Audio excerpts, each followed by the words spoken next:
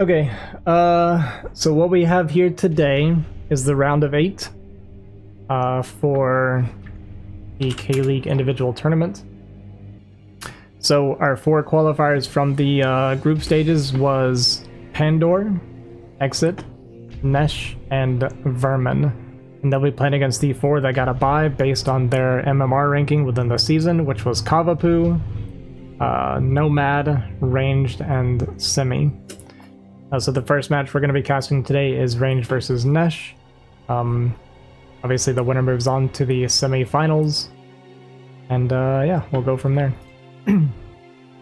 So we will be starting off with a PVT. We're going to go ahead and jump straight into this. I'll be solo casting this first series, and then most likely I think Range will be joining me after. But understandably, he didn't want to be a part of his own cast. I get it. I hate it. I do it all the time too. Hang on, give me 1 second. I gotta turn some AC on. It's freaking hot in here, so I'll be right back. I'll just let this run the early game.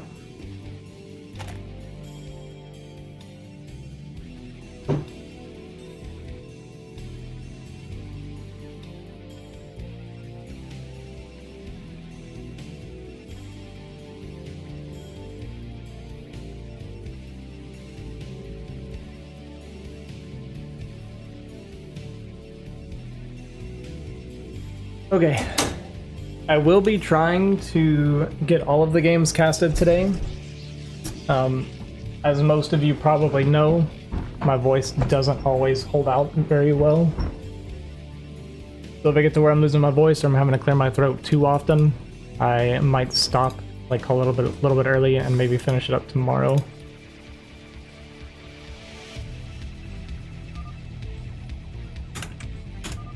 But we will see.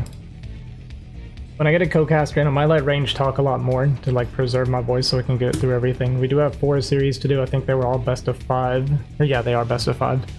We got 4 best of 5 series. Shouldn't take super long, but when I'm casting, I tend to lose my voice very, very quickly. Okay, so what we're looking at is a pretty interesting like barracks timing. This was at like 250 minerals for Nesh here. But we did get the first scout and gas deal. Yeah, I gotcha. Gotcha. So we got the first scout gas deal. So this will just turn into a, I guess, gasless expand or Rax expand. We'll see what the follow-up is going to be here for Range. So it's starting up now. So probably just going to be your typical gas deal, Zealot harass, and we'll see if he wants to go gasless expo or go into goons and continue the pressure that way. You definitely have several options as Protoss when you get this gas deal. And I don't mind going for it on like Apocalypse like this. Like on 4-player maps, pylon scouting, hoping for this. Like I personally hate the pylon scouting, but on Apocalypse, a 3-player map like this, it is a 50-50, so I think it's totally worth the... I don't even know if I'd call it a gamble, because it's just not that much of a gamble. I mean, it's 50-50, right? So I think it's good to go for it a lot of times on 3-player maps.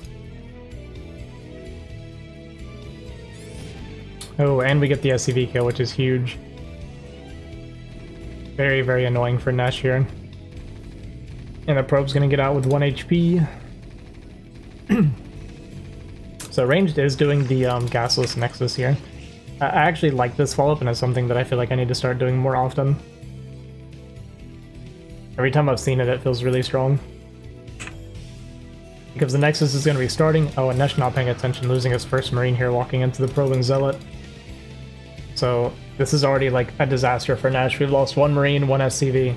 There's going to be pumping Marines trying to hang on while Range is getting a very early Nexus behind this. Like his Nexus is going to be finished way before Nesh gets to start his. Unless he like maybe starts it out here, but with the additional Zealot coming in, 3 Marines is not going to be good enough without like really good body blocking, which we do not get. 2 hits on the Marine is huge, so continuing to have to pump more Marines. Got even a 3rd Zealot on the way. Gas is up. Cyber Core has been started now. Gonna lose an SCV here, and this is just a nightmare for Nesh to deal with.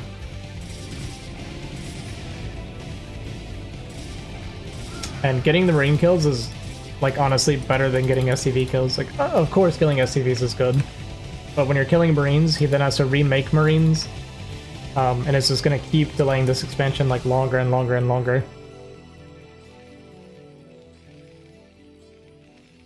Because you need a pretty good Marine count to be able to push through like 3 Zealots like this. You need like 6-7 Marines. And yeah, he's going to be pulling extra SCVs to try and help fight against it. Another hit on the Marine here. Can maybe turn and swipe some Zealots or SCVs. Does lose 1 Zealot to the SCV surround, which is pretty good for Nesh. All these Marines very low. 1 goes down. 2nd almost goes down. Oh, there he goes. Yeah, see what I mean? Like, we're having to remake more Marines here. And now I think we have a Dragoon coming probably soon. Yeah, Dragoon's coming. Range has been started. I mean, this Nexus is like up and running and mining. This is just pretty rough for Nesh here to start. Finally, the CC gets to come down, but with another Zealot coming in and these 2 very weak Marines, we're gonna have to make more Marines. Lose another Marine. SCV is gonna get harassed. Like, this is a great start for ranged here. So much damage. SCV building, the CC is gonna go down. And I wonder what Nesh's, Range's follow-up behind this is gonna be. We're going up to 3 gateway. So I guess we're just gonna pressure a lot of units and just kind of keep going. Goon coming in with the Zealot, picks off a couple more Marines. I mean, how many Marines have died now? Like 8 or 9, 10? Like, we've lost so many. Bunker finally gets up. 2nd factory has been started. We got the Vulture coming out, but there's no add-on. And we already have Goons, like, sitting in our front. There's gonna be 2 Goons out before this Vulture is out. Like, 2 Goons at our front, which could deny the Vulture if we do sit out there. Does want to deny the scouting, obviously, to make Nesh even more uncomfortable. Does give the Vulture a bit of a window to at least get out of the base. But range is going to be done very soon here. Vulture is going to come out north here. But we're pretty decently far from a tank, and we have 5 Dragoons with range about to jump on top of this bunker here.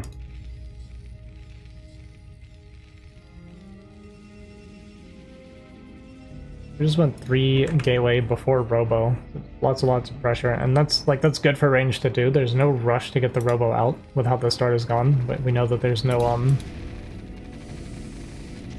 unfortunately canceled an attack there, which is barely going to go down. Man, that was really close.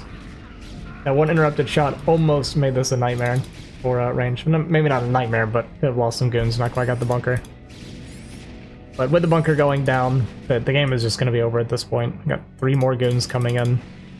Vulture dies to probes. Looks like it did at least kill several probes, but we're going to lose our natural command center.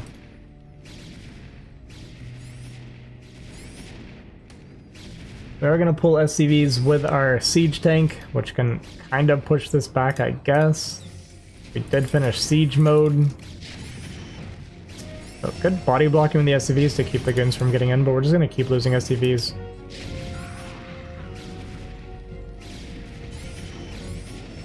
And yes, we're kinda gonna clear this, but I mean, we're down to 15 versus 40 workers right now.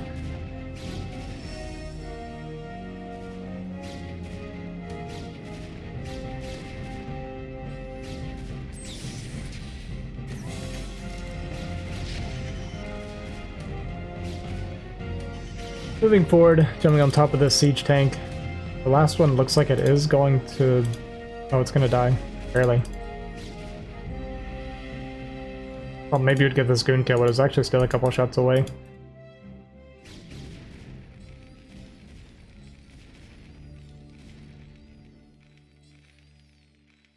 And now we are just waiting for Nesh. Okay. No, GG. It's alright. He, kinda got the Protoss treatment there. So game 1 goes to ranged. I guess that means Nesh, so the loser picks the map, I believe, right? So Nesh actually likes retro PvP, which is interesting to me. A lot of Terrans don't like this map because taking the third is kind of tough, but I actually feel like if Terran likes to play slow, I think this map is actually really good for them, because when you secure the third, you really only have like one area to push out to get into your fourth as well. So I feel like from a macro standpoint, I actually think this is a pretty good Terran map. Just the ramps and attack paths in the beginning can be kind of hard for Terran to deal with, like getting up the ramps onto their third early enough is a little bit of the difficult part. It is also a pretty large map, like cross spawn is a very big travel distance. So a lot of Terrans, of course, don't like the bigger maps against Protoss as well, because they can expand everywhere, and then you have to worry about the counterattacks, and just Protoss running around in general can be a bit of a nuisance for Terran to deal with.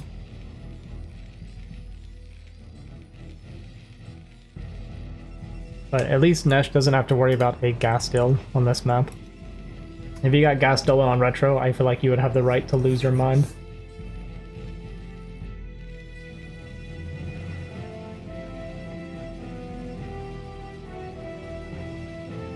I also do feel like Nexus first can be pretty good on this map. Like if you're cross spawn, it's very difficult for Terran to do anything against it. But on the flip side of it, I say it's good. On the flip side, if you're near spawn, the travel distance actually isn't that bad. So I kind of take it back. Like cross spawn, yes, is very good for Nexus first, but otherwise it's actually not that great. Like these spawns would be kind of worst case scenario for range to go Nexus first. Looks like a standard opener so far.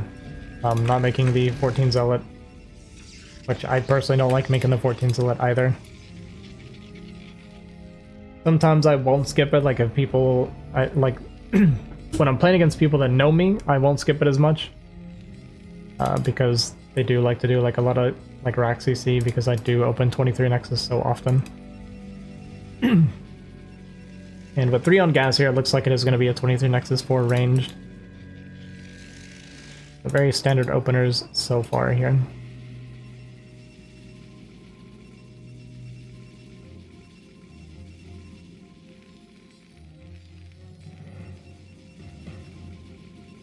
Actually, I was about to say, maybe it is going to be a 19 Nexus.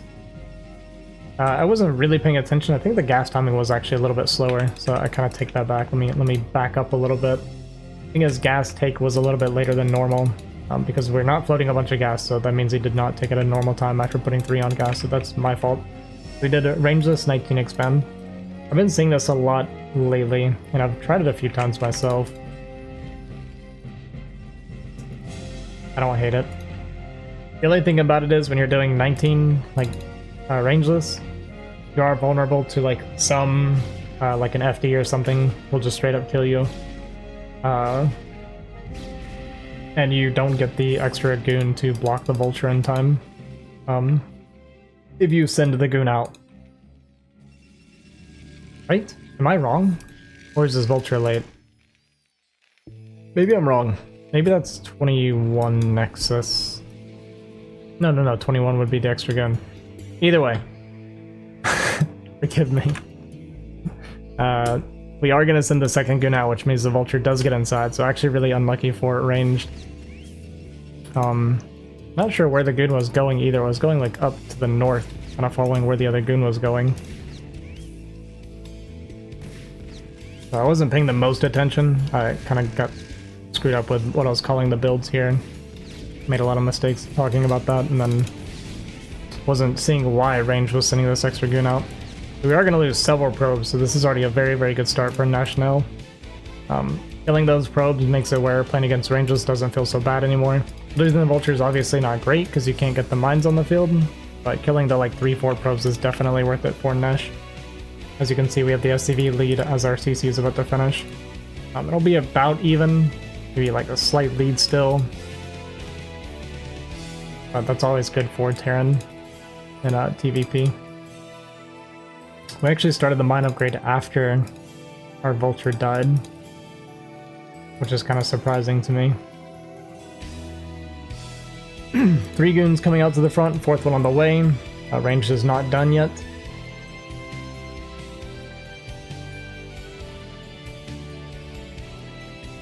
With the tank and 4 Marines in this bunker, actually making more Marines as well. Are we going to go for a push? The extra Marines makes it feel like we're going for push. We're keeping them on the high ground to kind of keep them hidden a little bit. This is going to be a 3 tank push, I believe, with some extra Marines.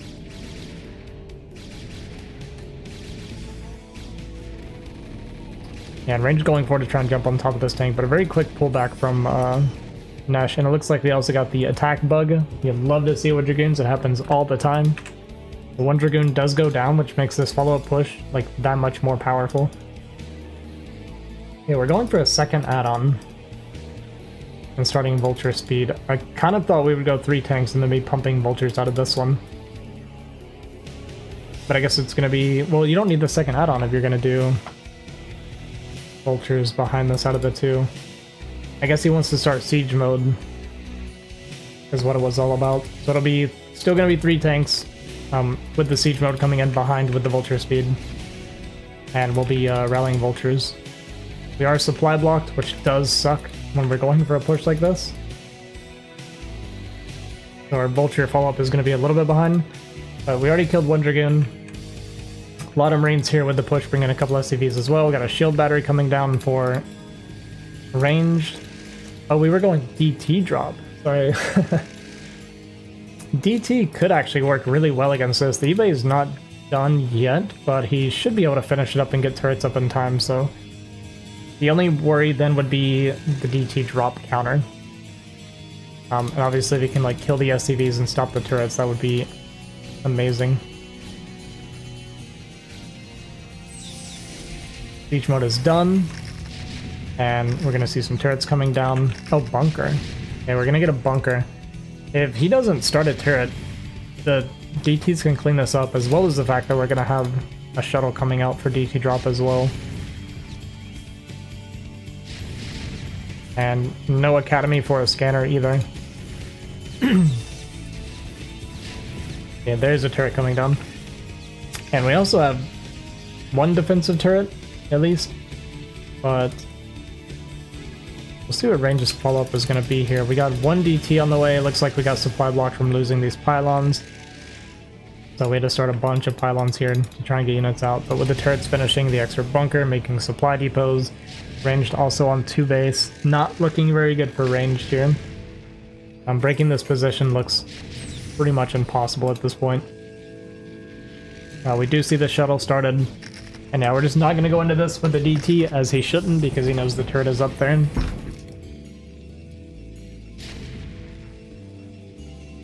So he's just going to look for the DT drop counter, which I think is the best he could hope for in this situation.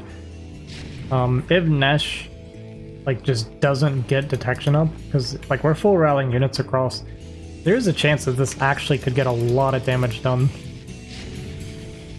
And if he gets enough damage done, then even losing his natural, like he could still play from there.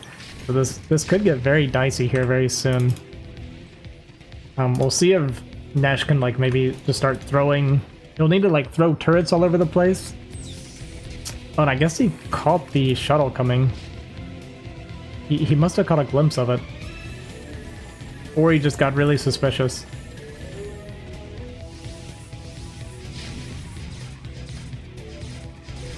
Okay. Does get 1 tank.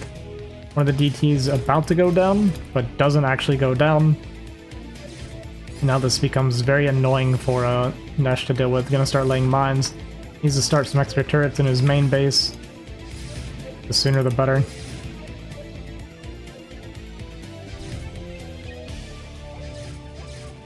Not sure what he's focusing on here. Starts an academy. Looks like one of the DT did die. And this isn't getting as much damage as I feel like it could have got. But it's also hard for range. Like, you didn't want to walk up the ramp into turrets or like mines are already being set up, I think. So just trying to get as much damage as he could get done here, but this was not enough damage after losing our natural. Looks like he's going to try and save up units and go for a bust. It's hard to believe that he's going to be able to break this position. I mean, we have like this kind of wall here, this like semi-wall. But he'll try, he's gonna give it a try. Nesh could reinforce now, but maybe a little bit worried about more like drop harass or things like that. Kind of keeping his units rallied inside of his base now. Ranged is gonna go for a hidden expansion, but is immediately gonna get scouted by Nesh. Nesh understanding that the only way we could really lose from this position is something crazy like a hidden expansion. Even setting up mines behind his contain here. Very good play from Nesh. Huge mine hit. It's every single zealot there and they just absolutely melt. Yeah, and going for this bus is not going to work. We'll be able to kill like 1 tank, 2 tanks, and maybe kill the 3rd. Okay, we get a 3rd tank, but it's not going to be enough. And with the Vulture here, Range knows that he's not going to be sneaking any economy out. So I suspect we're going to see a GG here as soon as he realizes how much army is here.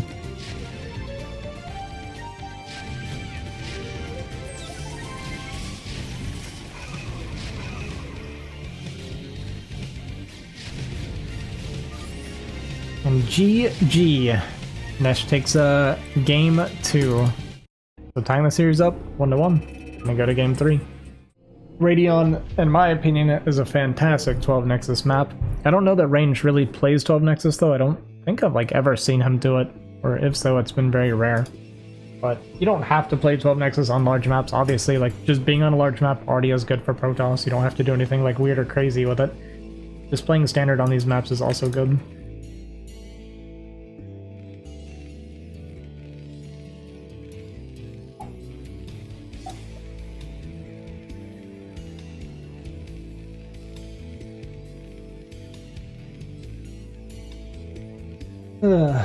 Give me for 1 second here. Kind of speed up through the beginning. I don't think we'll get anything too weird.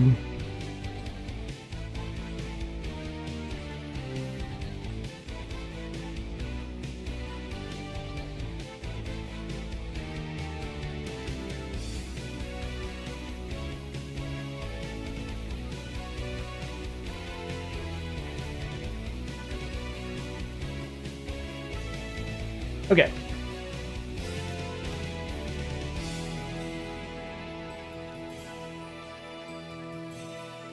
I think I like Radion a lot. Even playing Terran on this map, I don't hate it for Terran. Yeah, I just kind of like the map. The 3rd base for Terran's not that bad to take. I do think getting a 4th base for Terran can be a bit tough because you have to come out into like this big wide open space out here to try and like secure it. But if you can get that base secured, if you get up there with like a wall and some units and stuff, it is actually pretty easy to defend, I feel like. But it's just getting it secured in the first place can be very difficult.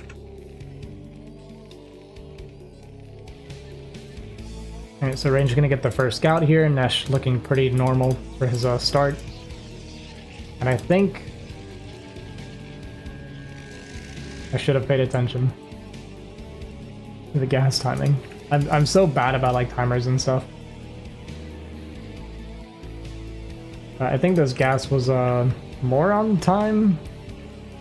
You would think as much as I've been playing StarCraft, I would know like these really simple things by now. It's really bad that I don't. It's actually really bad. It's the kind of thing that I need to start paying attention to. But yeah, I'm gonna say looking at this, we are definitely normal gas mining. Like this is finishing, we're around 150. Made the extra zealot. So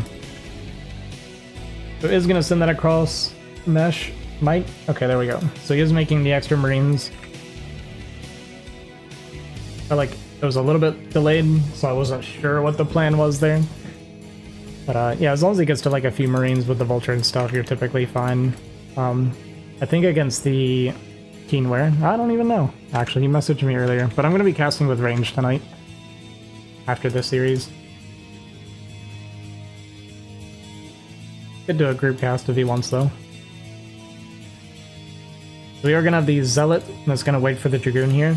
This can put like a lot of extra pressure because the 3 Marines and Vulture just loses to the Dragoon Zealot.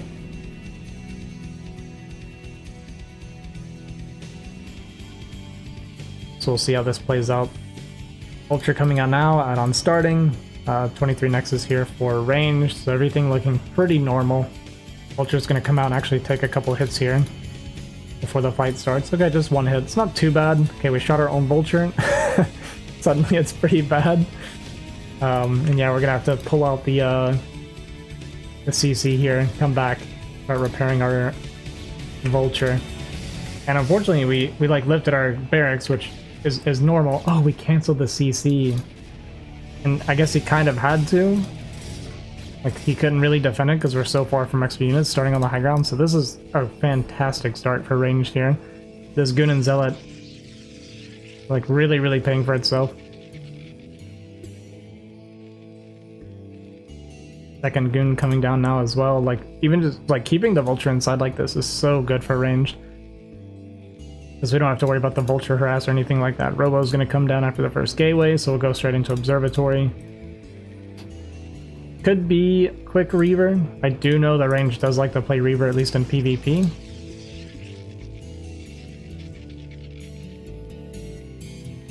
But he should be feeling pretty good right now. Like, it's not going to be some like crazy 2-factor or anything because we saw the CC had already been building. So we don't have to worry too much. He's going to go up to third gateway. I'm just playing it extra safe because we don't really know what's happening on the high ground right now. We at least know that it's not going to be a super fast push, but he could be like transitioning into something kind of all-in-ish behind it. We don't know. But he is getting the CC armory coming down, so Nesh is going to just try and play normal macro from here. And range could go for a pretty early third once he knows what he's up against. The problem is, like, there's no real way to know before the observer would get out there, or before, like, you see like the siege mode, you'll see like the units, but maybe you could check the CC, but you'd lose a gun in the process. It's not worth it. But with siege mode, you kind of know there's nothing coming yet, at least.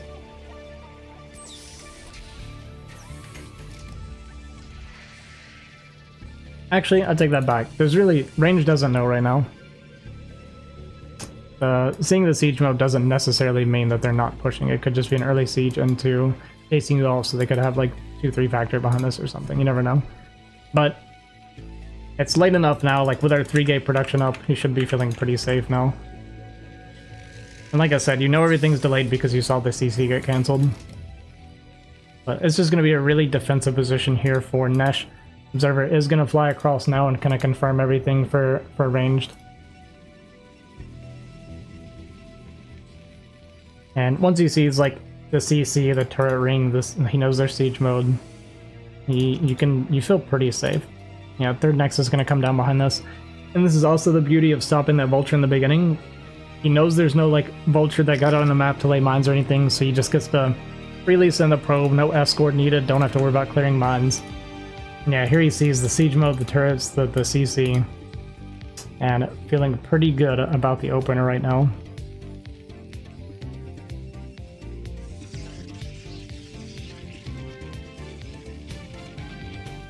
I'm gonna try and sneak it in the back here, and it's actually gonna work. So the turret ring not even accomplishing like its goal here of stopping the observer from getting in. And now range sees a single factory, the armory upgrading, and the second factory just now starting. So range knows that he can basically do absolutely anything he wants. We are going to see the support bay come down. I suspect we're going to see movement speed, although we are only in 1 gas still, so it might delay that for a little bit, but I think he's going to try and play shuttle style. We'll see if he goes Reaver. I think at this point you don't necessarily care to go Reaver. You still can, obviously, and like use it for just like harassing the army when it comes out, but you're not going to get any damage done at this point with a Reaver. So I suspect it's going to be just shuttle style for fighting.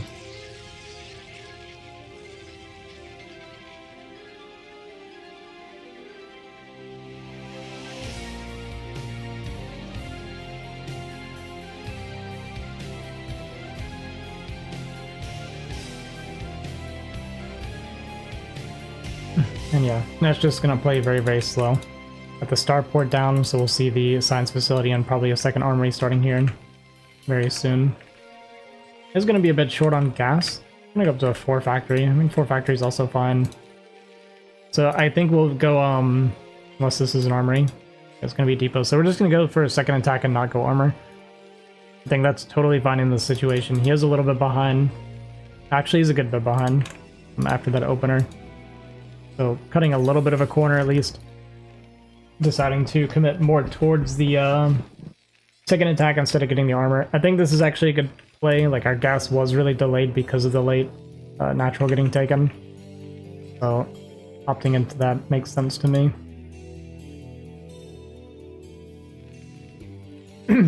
And right now range is like, okay, so you're on 2 base. I know you were on 1 factory. You were getting +1. So there's no like crazy +1 timing because he knows like what the factory timing was. I mean, we can see it literally right here. And we see the science facility. So when you see like the science facility, you know that they're typically not planning on a quick push if they're doing starport sci-fi and you see that it's only a few factories. I don't think he's confirmed these factories over here, but I mean, you can assume at this point that he's definitely gone up past 3. Gonna scan the main, see the extra gateways coming down, sees the shuttle. Okay, so we did actually make 2 Reavers. I don't hate it. Like, I personally think Reavers are so good against Terran when used correctly, just for like messing with the pushes when they're coming out. I just personally suck at it, but I know Range plays a lot of Reaver, so he's very comfortable with Reaver.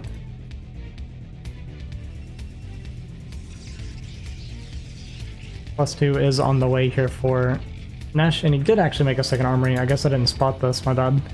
We are going second armory to go for 2-1 here.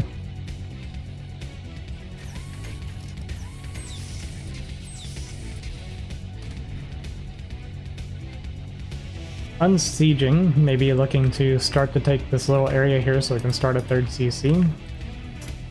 Could be going for a 5-fact push as well, which would be pretty tough. Where's the Reavers at right now?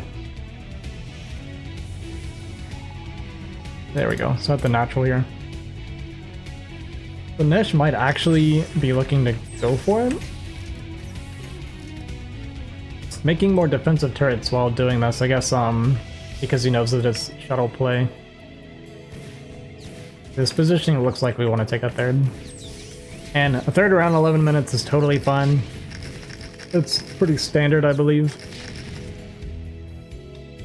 Okay, so yeah, we're just going to keep playing Macroid. That's what I originally thought, and then I thought maybe you would see like the CC starting on the high ground a while ago. But yeah, this is totally fine. Just take it on location. Clear the area first. Kind of either or. Observer sees these tanks, I guess, a little bit alone, he was thinking, so he thought he might could jump on top of these, but we just bleed off a couple goons here. Range did go up to a 4th base behind this. Continuing observers, we have 3 shuttles in the field, I think. Oh, sorry, I'm completely sorry, I missed this. Yeah, 2 shuttles flew in. Looks like it kind of just started though, but yeah, my bad on that one. But this is like very annoying for Nesh to deal with. You see like a supply's already dropping, just these Reavers getting value, the Zealots getting some like SCV kills, then you got these turrets to make the redrops really annoying, so you have to rebuild the turrets. Losing a fair amount of SCVs, going down to 49 here. This Reaver on 9 kills. Both Reavers getting very low, but getting picked up. We're just going to dump them back in this corner and just get a little bit of extra damage. Maybe pick off a couple of vultures. We are out of scarabs on this one and not rebuilding them.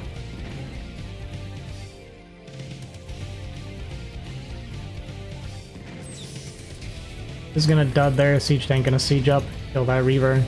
Not continuing to make scarabs, so this is gonna go down as well. But the damage is done, like you see in the supply now, a big supply lead here for Nesh. And it looks like we did a bit of a counter drop, but according to the worker count, it looks like we didn't really kill any workers. I guess we killed a cannon, and probably not a whole lot else.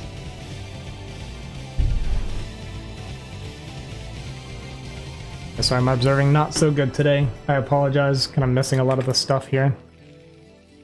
Then change it to red blue. This is much easier to see. Should have done this a long time ago.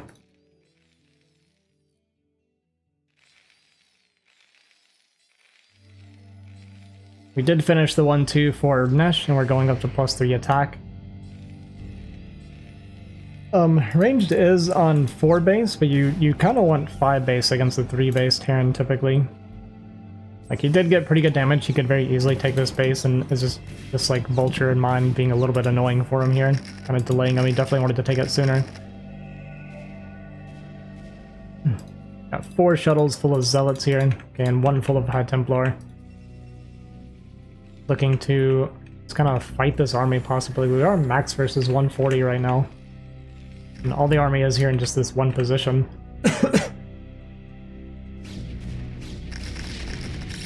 King gonna pull the trigger.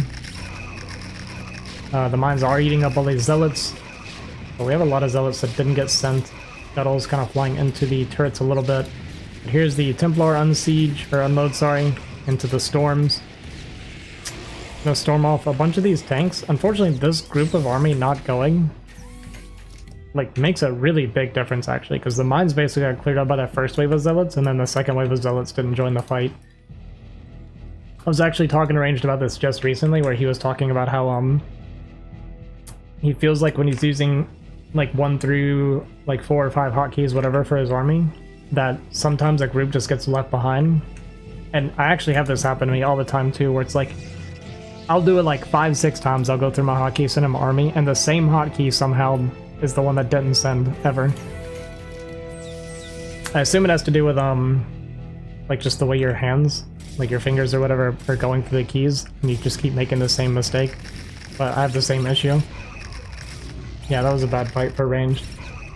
It's a bad fight for range, but supply still looks pretty good for him. The only scary thing is, like, Nesh, it does take a lot of pressure off of Nesh, and now the vultures get to get out and make sure there's no like additional bases. He knows that ranged is on 5 base right now, or he can kind of surmise that since this got cleared up. Is going to stop this other corner base from going down, which is great. And there, I was going to say, like, after that fight, you can kind of drop your next EC and start considering working towards taking your 4th base here now. Is going to scan the main. Just wants to make sure there's no like carriers, or maybe looking for Arbiter Tech or something like that. But range is sticking to the shuttle style for now, just pumping out shuttles. I know when DeWalt does shuttle style, he makes 2 robotics, and he just constantly bombs like the same bases over and over and over again. It's like non-stop. Really fun to watch, but it looks very difficult to do. It's very like multitask intensive. Just something I'm terrible at. You know, playing StarCraft. But 1-3 is finished, so Nesh's standing army is actually pretty strong. The supply is starting to catch up as well, getting up to 166 here. And the 5th base only just now mining for ranged. Our bank isn't really where we want it to be for ranged. Our gateway count's not like super high. We are adding 5 additional gateways here at the corner base. I mean, the gateway count's fine. 66 probes is good. Like, having a couple extra bases just for like the additional mineral smoothing is fine. Like, it's good to have, of course. But yeah, Nesh's standing army, like I said, is starting to look very, very scary. Up to 2-3 upgrades, and probably gonna stay there for the rest of the game. I almost never see Terrans go the 3rd armor upgrade. Science vessels out, or D-Matrix, or possibly EMPs. But that is the one good thing about using High Templar in shuttles. It's also very good for avoiding EMP. Good for avoiding EMP, and it's good to stop Terran from targeting your Templar as they're walking up to Storm. With either Vulture or Siege tanks. Because with like really good targeting from Terran, it makes it so hard to actually Storm if you're not using shuttles.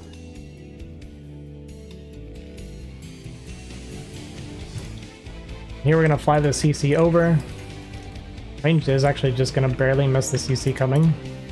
Uploading 2 tanks here. I guess we're going to go for a tank drop on the top left base, possibly. This is going to get spotted here. We'll see if Ranged notices. Okay, it looks like we're looking here at the storm drop. Pretty good storms here. Actually killing pretty much the entire mineral line, so knocking Nesh down to 60 or 51 workers. That was very good for range, and now you see the bank like really starting to kind of explode for ranged. So for ranged, you're kind of looking to use your bank to eat away at this army.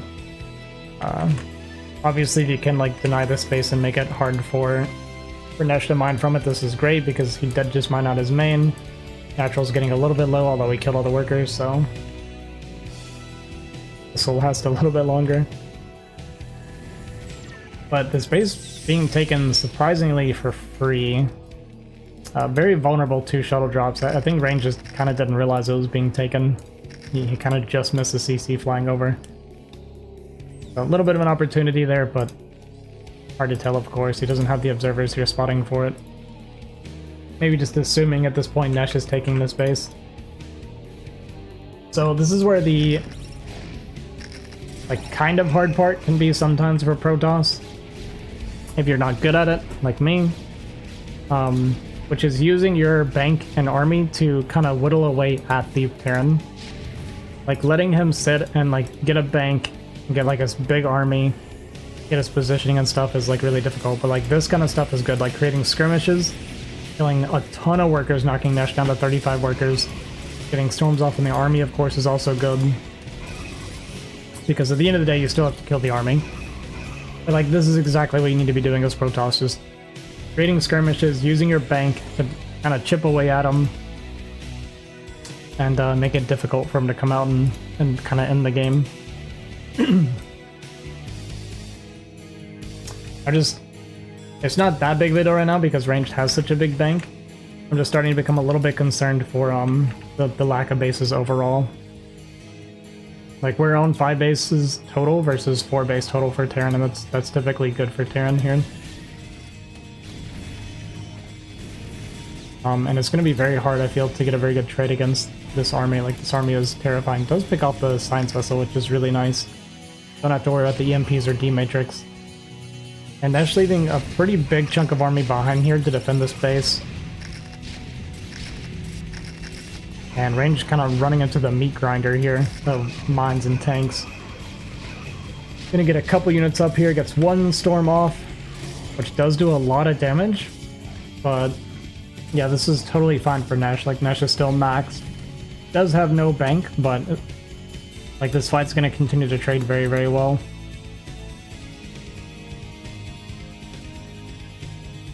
Kind of taking this base more as like a denial. Okay, now we're bringing the probe. Okay, the probe does actually make it down here to take this base now. And you kind of see what I mean, like from that one fight, like Ranged bank got almost cut in half here. And we're going to be remaxing, yeah, basically with half the bank of what we had before that fight. And now this, like, terrifying army is going to start coming for this base up here. We do have a lot of storms on the high grounds. Like, Terran pushing up ramps is obviously extremely difficult. And while this is happening, Range is going to look for counterattacks. And just, like I said, creating more skirmishes. Good bit of units still left behind here for Nesh. Also did a pretty good job rebuilding his SCV count back up to 51 workers relatively quickly here. Need to see storms here, but he is like watching this fight up here. This is maybe more important. Probably not maybe. This is pretty important. And you kind of see it all of a sudden, right? Like, Nesh attacks into this base and gets like chipped away at storms. And we have this counterattack that kills like a good chunk of army here. Kills a ton of SCVs again.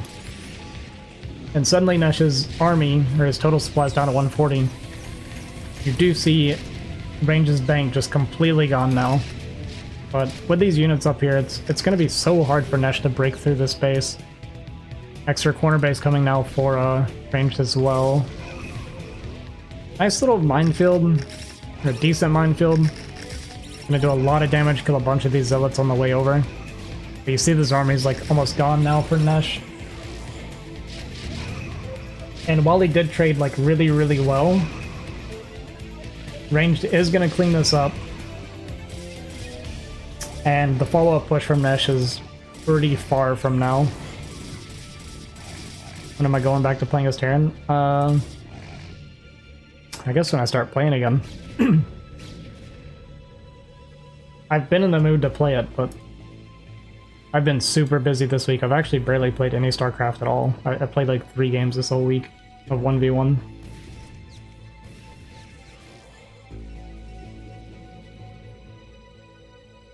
I got one more show match as Protoss today. I'm playing against Kava, I think. And I should be pretty much done with Protoss at that point.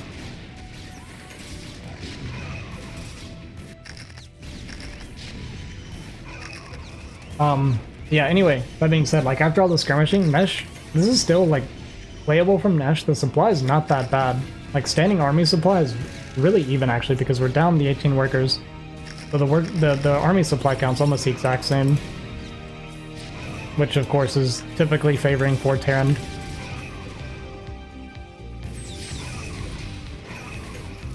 Love to see these vultures get up here and join the fight. But this is going to get deflected here, and the space is going to get denied, and all of a sudden ranged. Kind of what I meant, the bank is gone. Do we have good carriers, or did we cancel them? We may have canceled the carriers. We're going to get a counterattack on the 6 o'clock. And, you know, I said that about the bank of range, but it's the same for Nesh. We're on basically one mining base right now, which is getting harassed at the moment. Well, I guess really it's the same for range. Like, we're pretty much on just this one base. We have this nexus down here, but no workers mining from it.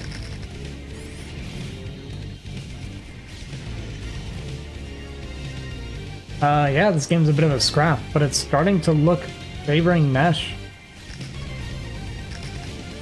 by a pretty decent bit, I think. We are down to 33 workers, but this location shouldn't be breached. For the 3 tanks, yeah, and extra vultures, definitely not. But right now, Nesh is, like, not mining at all. So if the game gets dragged on, and we can start mining this base, if we could somehow maybe get workers down there. I don't know if we have any shuttles. Yeah, we're just gonna go for it? Okay, I'm sending this to the natural over here, I believe. But, like, maybe trying to shuttle some workers could be good. Or just escorting them down could be good, but... At this point, like, as range, you're very afraid of, like, trying to get workers down there. Because if you send a full transfer and they get caught and die or something, you're suddenly broke. Okay, we do have a shuttle here looking for a storm drop. Is this going to be 4 High Templars, so no Zealots to tank for the siege tanks with the unload? But if we can somehow get, like, really nice storms here, Nash will be completely broke. Here, a ton of scans going down, kind of scanning to see, like, how much are you mining? Are you still making carriers? Like, not sure. Like, trying to get an idea of, like, what the situation is. Pretty good SCV pool, but we see the storms come down on top of the tanks. Does kill one tank, almost kill the other, so I didn't lose very many SCVs there. Pretty good reaction from ranged. Storm and mass stargates. Yeah, we have a lot of gas. Yeah, we see a lot of High Templar coming out and spinning that gas bank.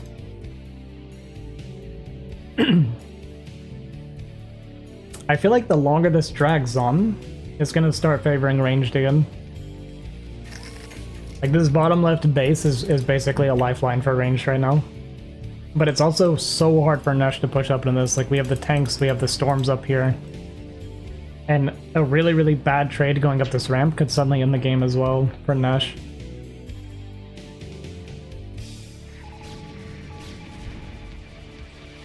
But this has been a very tight game.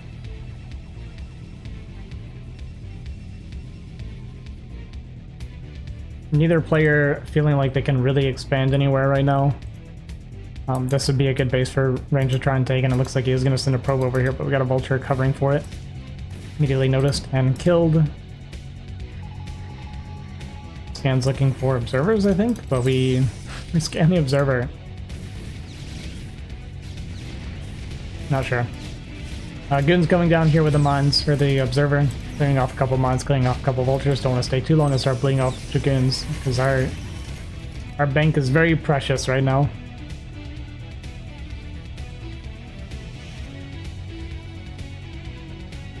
And you can usually tell, like, when a game's, like, really tight like this, and neither player's, like, really confident what the game state is. Gonna lose this probe. Boom. This is kind of what happens, where it's like they both kind of don't want to attack anymore. because it feels like by being aggressive, you could just lose the game immediately. You don't really know how much your opponent has. You don't know exactly like what their bank is. But all that being said, Range is going to go into this third base here. And the army was all the way out here on the left. He's going to see the army coming. And maybe look to catch it with storms like while it's coming in. So these skirmishes, of course, are what you're looking for as Protoss. Yeah, these storms especially, like on the army, on the entrance, is amazing. Bunch of tanks going down, bunch of Goliath, vultures, like these storms are doing so much work. And with Storm alone, suddenly ranged, feels like he's in a really good position. Great skirmish there for ranged. Catching, like, moving to a position where the army is not, and the army walking into the storm was just so good by ranged. I want to overcommit here. We're kind of bleeding off a few units for free. But this is good for range for two reasons. Obviously, we killed a bunch of army, and by doing that, we are extending the game. And in the current game state, the longer this goes on, the better for ranged. We are making carriers as well. We actually have the 2 plasma shield armor. Plasma shield upgrade going to be good here for the carrier. Even going for +3, I like it. I actually really like +3 shield for carrier interceptors. I think it's really good, really underrated.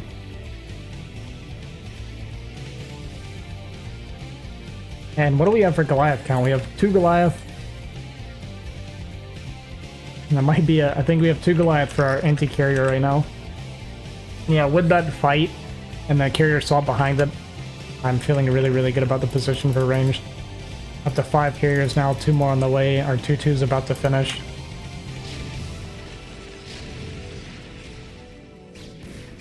Nesh starting to finally push for this position. Like, he does have to have these bases. He needs to deny this and take these bases and kind of go for like a semi-split map.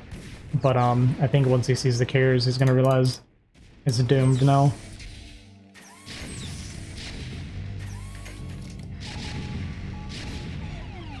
And even losing the Science Vessel to the cannon. And here come the carrier, and Nash just doesn't have the economy to deal with this right now. Gonna run in the Vulture, kill off a couple probes, but I mean, ranged at 70 probes right now, feels totally fine about that. And now even if, like, by the time we build enough Goliath to fight these carriers, the damage is gonna be done by then.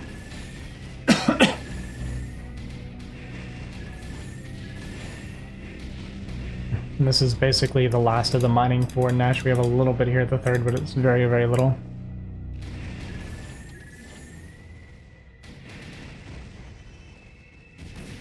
Gonna look for a counterattack here, a bunch of cannons. Gonna clean off a bunch of the vultures. A lot of tanks gonna be heading this way.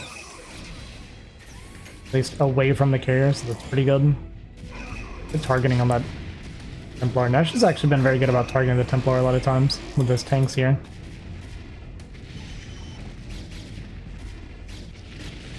But killing his base, unfortunately for Nash, is not going to be good enough because we are broke. And we just can't get enough Goliath out to stop the carrier at this point.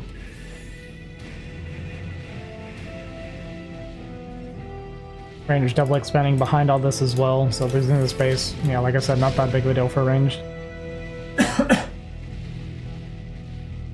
One series in. I wish I could talk non-stop without losing my voice.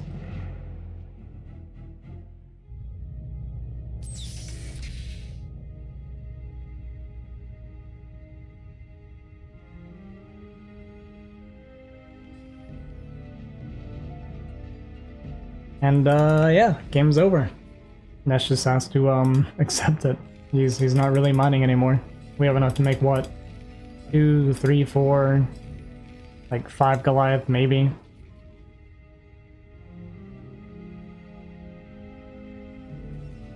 I think even if ranged moved command his carriers through the Goliath and lost them.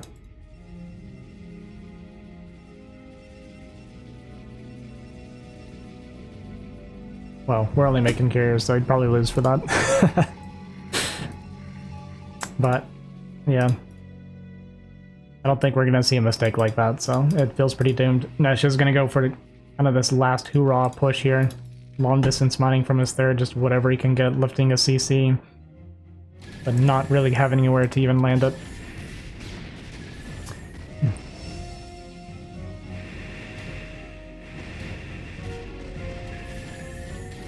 I mean, it is like a pretty strong army from Nesh, but it's just nowhere near enough.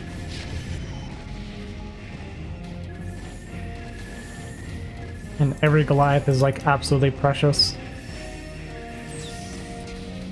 So each one that goes down is basically permanent damage at this point.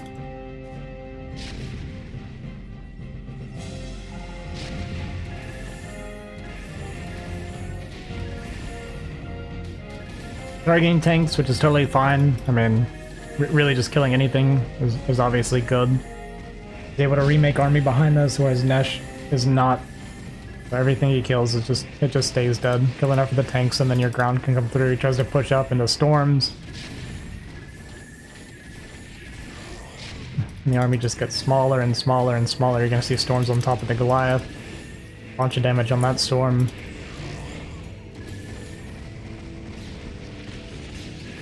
Down to our final 5, 4, 3, 2, and gone. No GG from Nesh. And Range is going to take this series 2-1. That last game was a pretty tight game. I felt like it was very competitive. And that will push Ranged into the semi-finals. Not entirely unexpected, but I feel like Range put up a really good fight. Or, sorry, Nesh put up a really good fight. Like, brings it back in game 2 to an even match, and then game 3 was like very, very close at multiple points. But as we all know, that carrier swap, very, very difficult to deal with in low eco situations.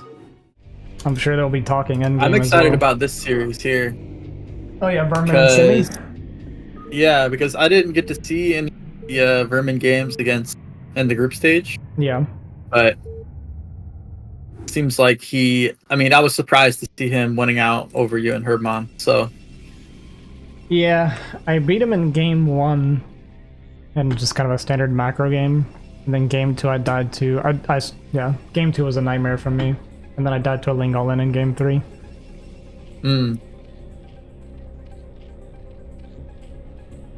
So we've got Vermin starting at the bottom left, and Semi at the top right, and this is Radion.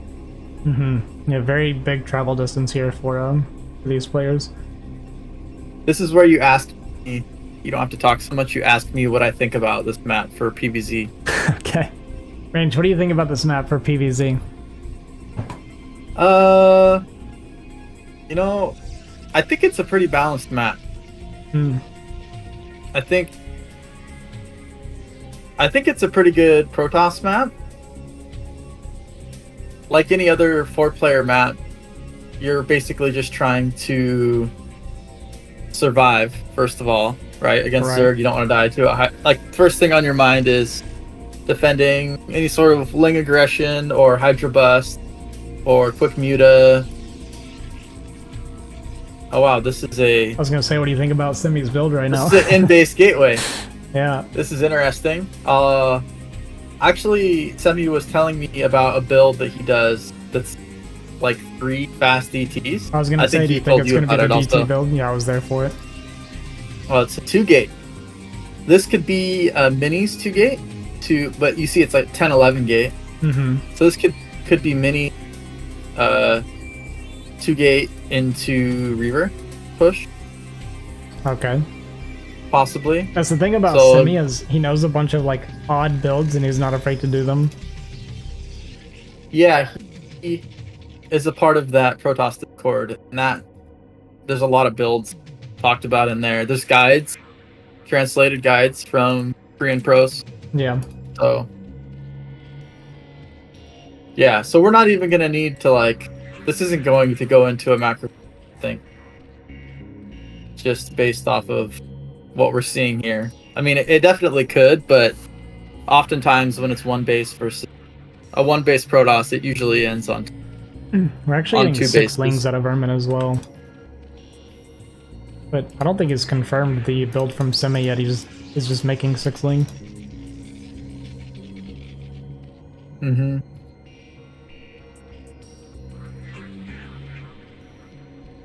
And I actually missed the first zealot coming, but that's not that big of a deal. Gonna see the next 2 zealots coming out of his base right now. Yeah, he's just now realizing that it's a one base play. Right? Yeah. Yeah, he should know now. Well, I mean, he Is he gonna definitely knows hide the now. drone? It's hiding the drone. You think he's gonna do the... Yeah, it's gonna be the hatchery. Okay. Oh, wow. Okay. Is Vermin a cheeser? I've never seen Vermin cheese before, but he's been doing it a lot in this tournament. Well, this is interesting because I'm sure that Semi saw the drone come in based on where the gateway is next to the ramp, but he was focusing his attention on the zealots. Yeah, so he may have missed it. I think he has no idea about this. And it looks like there's enough lings here, unless Semi can get into a better position behind the gas. Yeah. Okay. Yeah, he should be doing okay here. He's at least going to get a lot more value out of his zealots. Yeah, and he's got 2 more zealots coming in as well. Mm-hmm. See the core on the way. I think this is going to be the build I was talking about, the zealot push into Robo.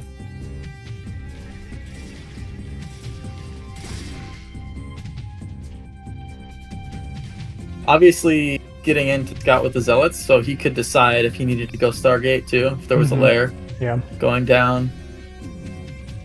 But yeah, this looks really good. Getting a drone right now, despite having a hatchery in his base. Yeah, it's looking pretty rough for Vermin. Like, after losing that drone as well, we're still at 8 drones right now, and we're gonna lose our natural hatchery. Ling speed not quite done yet.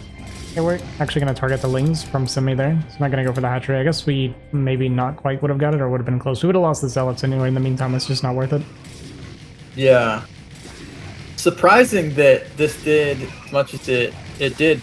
We're at cross position. Pretty long rush system.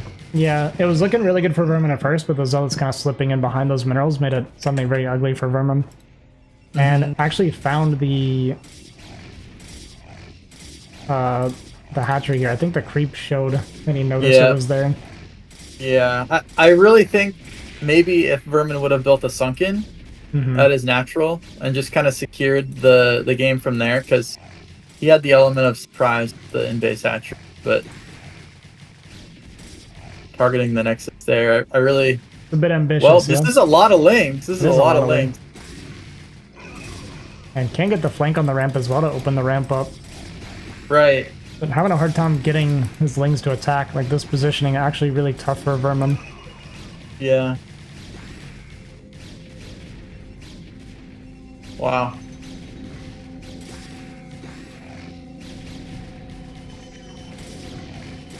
Yeah, there's a support bay coming down.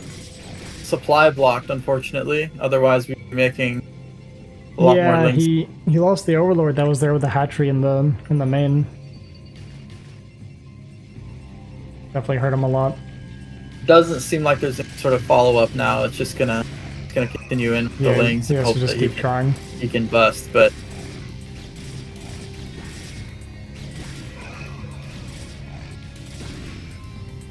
he's just kind of barely not having enough. Like, yeah, you know, I kind of feel like if he would have just kept massing up lings in the base and not losing them, just running them around, and then when he had enough, just went for the ramp, it might have been a little bit different. Could have been different. I kind of feel the same way. But all that being said, Semi's kind of barely holding on. We do have the Reaver about to pop though, and it feels like once the Reaver's out, it's going to get really, really hard for Vermin to do any real damage. Yeah, he is creating some chaos here though by getting the lings in. Not letting Semi have this sure. But yeah, now that the Reaver is out, that you can kill an infinite amount of lings. Yeah, you'll never lose this Reaver to Ling. Oh, big scarab. GG. Nice quick 7-minute game. What you like to see, and that's That's a voice saver right there. Yeah, that's what you like to see when you're losing your vocal cords. I did start to really dislike this map against Zerg. Yeah, so I don't really like it either because of the high ground. Yeah. So that high ground third base, you want to take it because it makes it easier for you to defend. Mm-hmm. Because if you don't take it, then and Zerg like gets position on it, then it makes it really difficult for Protoss. Yeah, it's horrible. However, you want that third gas, so though. You want the third gas. So it's awkward. It's kind of an awkward situation. Yeah. Because the Zerg typically they also want a third gas, but they can afford to build another hatchery at the mineral. Exactly. So yep, that's pretty much how I feel about it. Like, Zerg taking the mineral only isn't that big of a deal for them and going into the gas for their fourth, whereas as Protoss, it's like, yeah, it's exactly like you said. You want to take that high ground mineral only because it's so easy to defend your bases from that position. But then it's like, you start missing that third gas so badly because you want to be able to make like so many goons in Storm in the beginning. yeah. And generally, you don't want to be very zealot heavy. Around the time when you're taking a third base will be when Zerg has lurkers. Yeah. So that makes it kind of awkward for building zealots, but you can always just turn those minerals into extra nexuses. Right. Having that mineral only is just really powerful though, positioning wise in every matchup. Yeah, for sure. It's pretty crazy. Like in these particular positions, it's great for Semi because it makes it really easy for him to get a fourth base up. If he takes the mineral only as his third, and he can defend that area, then Zerg has to go all the way around to attack the fourth base at 12 o'clock. So.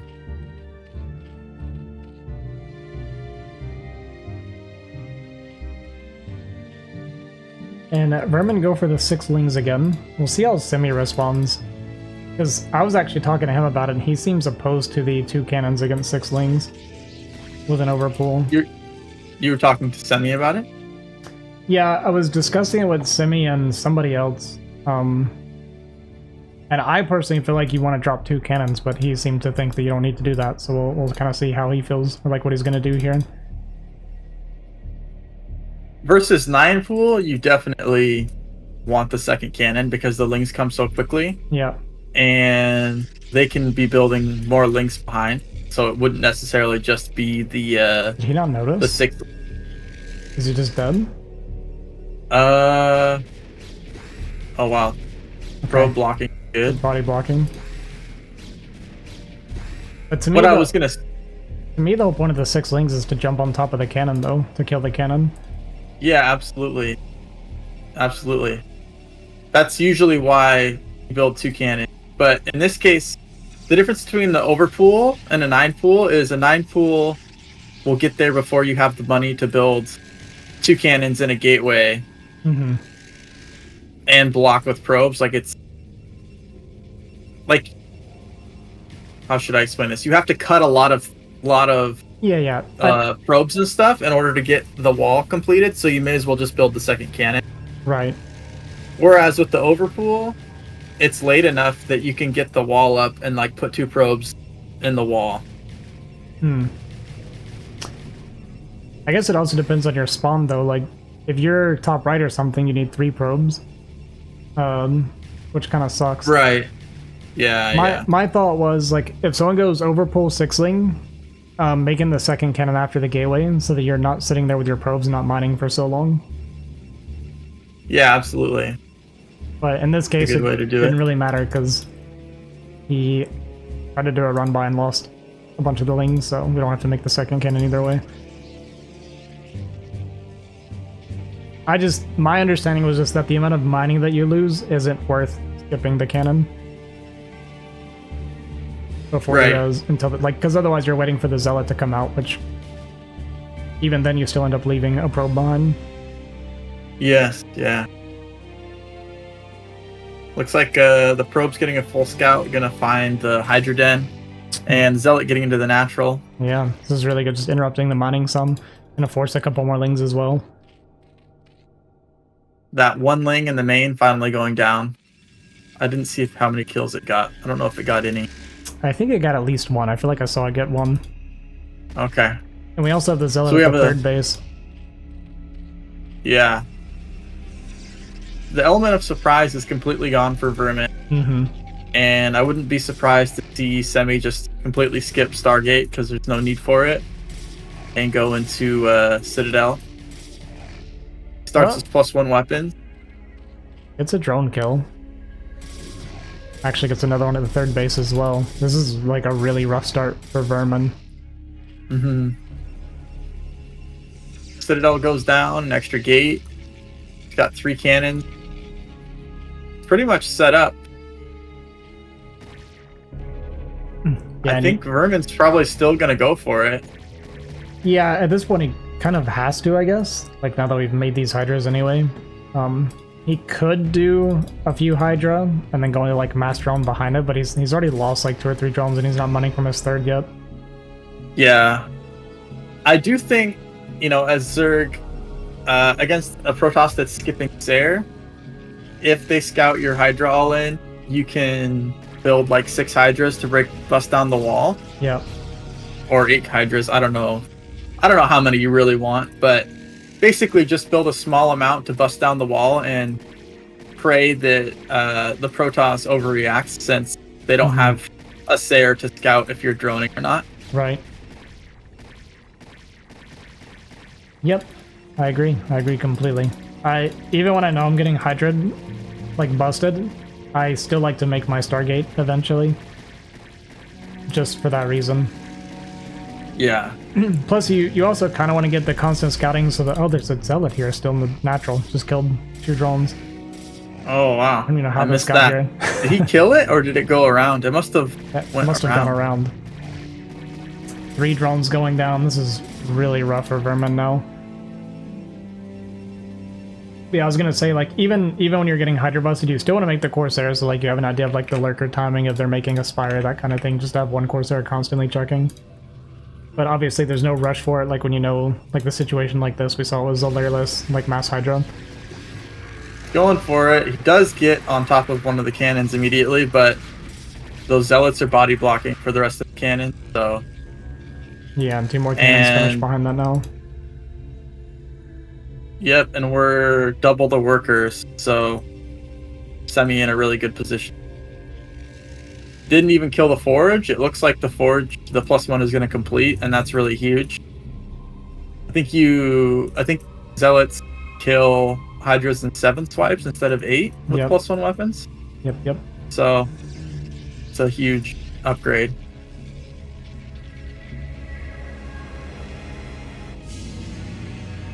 Yeah, we got legs finishing now, Storm on the way.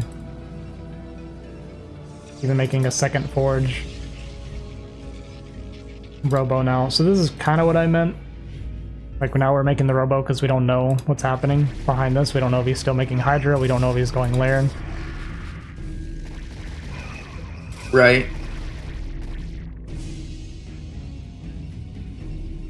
Like he could be prepping for Observers right now, going Zealot Templar, and then a bunch of Meta come in, And then suddenly, like, a lot of time would be bought.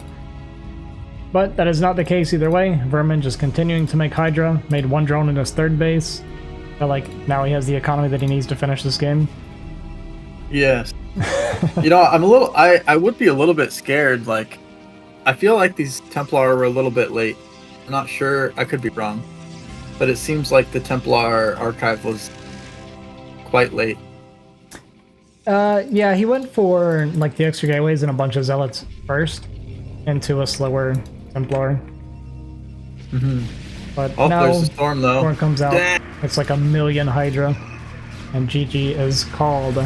So Semi takes the 2-0 against Vermin. Nice job, Semi. All right, so we're gonna jump into Exit versus Nomad. Oh boy. Right now we have two Can you hear Protosses me in the rubbing my semifinals. hands together?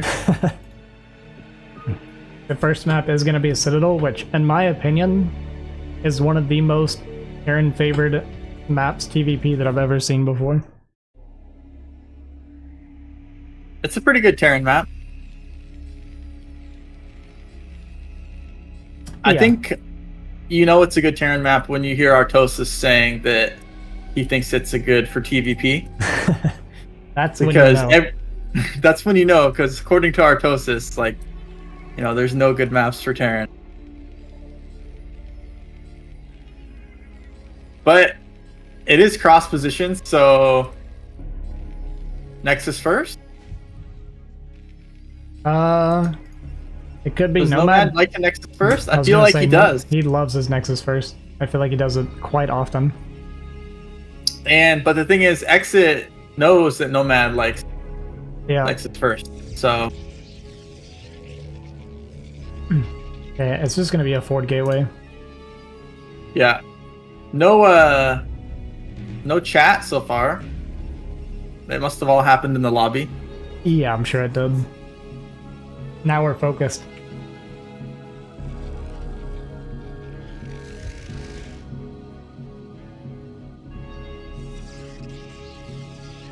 Right, so it's gonna be Ford Gateway Scout, hoping to find... It was a 9 gate.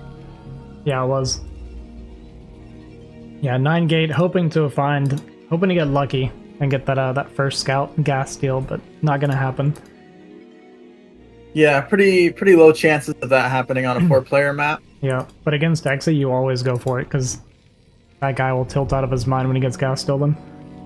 Well, I actually think it's too late if you wait to build the gateway. You have to pylon Scout. That's true. So... Yeah, that is true. In this case, something like this is good against a Rax CC. Mm-hmm. Which Exit also does do a fair amount.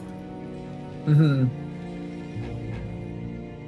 But I've found that if Terran does a normal opener, if you don't get any damage done with your initial Zealot or two, your Goon is late, and it makes it really, really difficult to stop a counter push. Mm-hmm.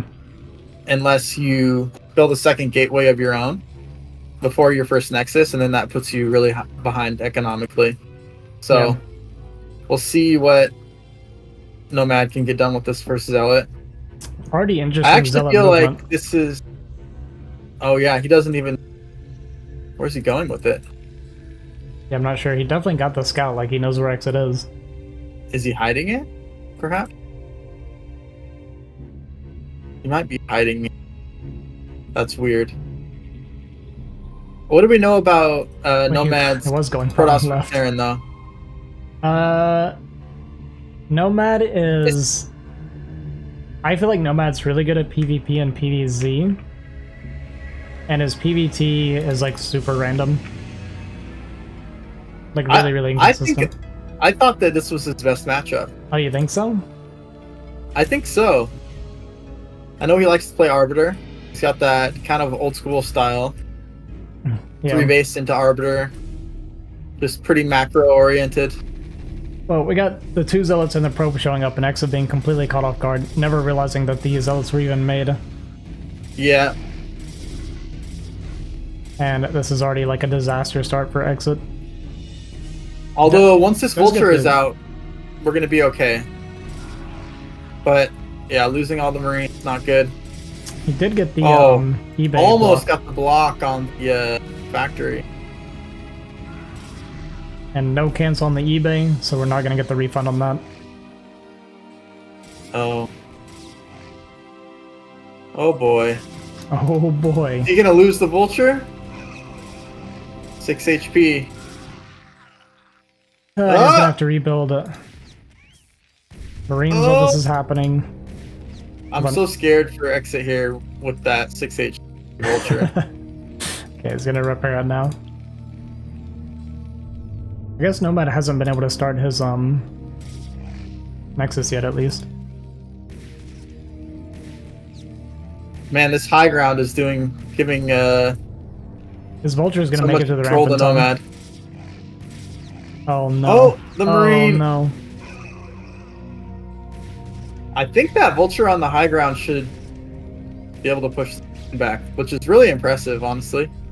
Be crazy. And we have a tank out, so I actually don't think this is too bad for exit. Although he is down success. I was gonna say, so it's like, it's not that it was like it doesn't look that bad like at a glance, but we definitely were not continuing workers, and we lost quite a few workers as well.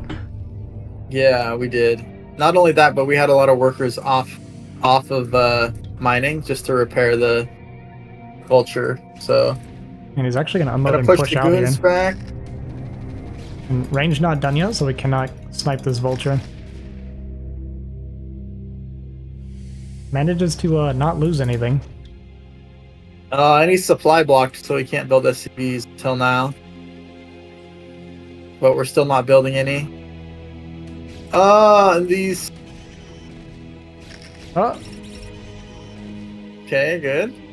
exit just keeping everything alive with one hit left. Trying to bait the Schoon in and does actually get the bait, but it was moving away, so it survives the mine shot.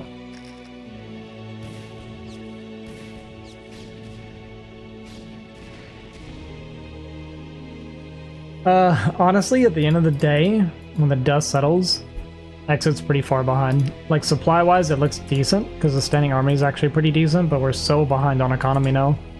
He's so far behind, and he cut so many he lost so many SCVs, and then unfortunately got supply blocked, and so he couldn't build them for like a minute.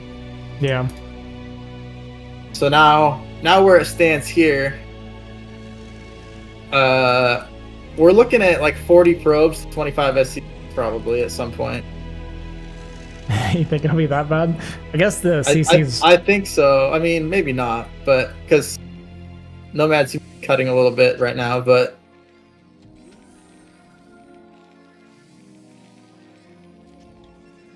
yeah, we are going reverb behind this for Nomad.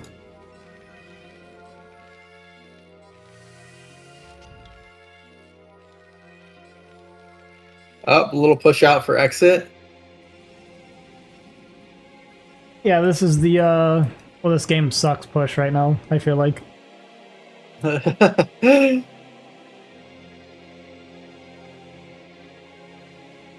But, I mean, it could actually get some damage done. We have only 4 units right now for Nomad. Reaver just not coming out. Yeah, the Reaver's just coming out, so... But, yeah, we with the Reaver and no yet, siege. though. Siege is half done. Yeah, exactly. So we're not going to be able to siege up here. If we had siege, maybe we can do something. We don't have an observer, though, so... This could get kind of awkward. Although we have zealot bombs. Oh! Yeah. Boom, this is gonna kill 2 tanks. Yeah. Huge. Well, that was a disaster. Nomad's just in a huge position. He's floating 800 minerals, but it doesn't matter.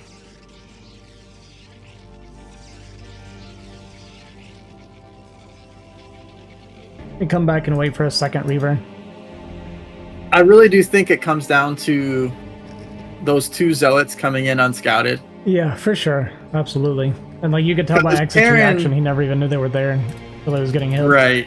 He wasn't sure what was happening. He saw the gateway out in the natural, and he saw like a probe ready to build the Nexus. But what do you think about this third base choice for Nomad?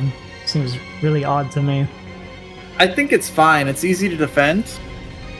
I think it's the safer base to take, honestly, because you don't have to worry about drops as much. That's Whereas, yeah, this other base, you have to build 3 pylons, right, to wall it off, and then if there's a starport, it kind of gets complicated. Yeah, I gotcha. So I actually prefer to take third. You're not really worried about a third gas as much in PvT. Yeah, not, you don't need not it as much. really. That's true. I just kind of like... I guess I feel uncomfortable having a base that's surrounded by 2 ramps like this. Like, if the army like gets set up below this base, it just feels so hard to deal with, like the ridges and stuff. Like, These Reavers are doing so much damage. Oh, sorry, I wasn't paying attention. Is he gonna get all these? Is he gonna get the armory too? Yeah. Wow. And the academy. Oh, and 2 more tanks. So much damage. Oh no. This is I think this is a doomed game for Exit. Yeah, this is rough. We're at basically half supply now. No armory. So the +1 is going to be so late. I don't know if there's any sort of push at all. And if I were Nomad, I would just go to carriers, honestly. You still got both your Reavers. You know there's no +1 coming, so there's no real push timing. He could just throw down 3 Stargates right now. Yeah, anything Nomad does right now is the correct choice. Except a moving his army, I think. Even then, it's only 3 tanks, right? Yeah, three tanks. 2 of them like half dead.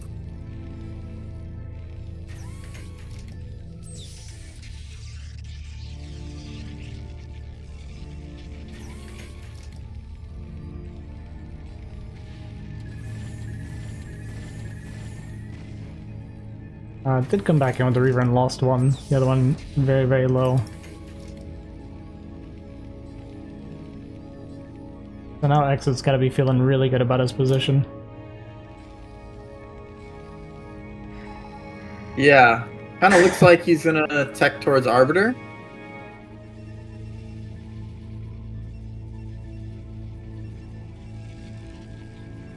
You think so? Hard to tell. Hard to tell what he's thinking right now. I think he... Well, like you said, he can basically do anything. Yeah. Gonna take bottom left, it looks like. I mean, he's on 4 base versus 2 base. He's up 11 workers right now. I'm surprised he's not up more workers, to be honest with you. Yeah, he definitely could be up a bit more. I mean, he could be at his like 70 probe count right now if he wanted. Yeah. Yeah, I think you're alright. I think it's gonna be Arbiter. Maybe he'll just like ground and pound. Yeah, he has that shuttle speed, so it could be, you know, just shuttle storm.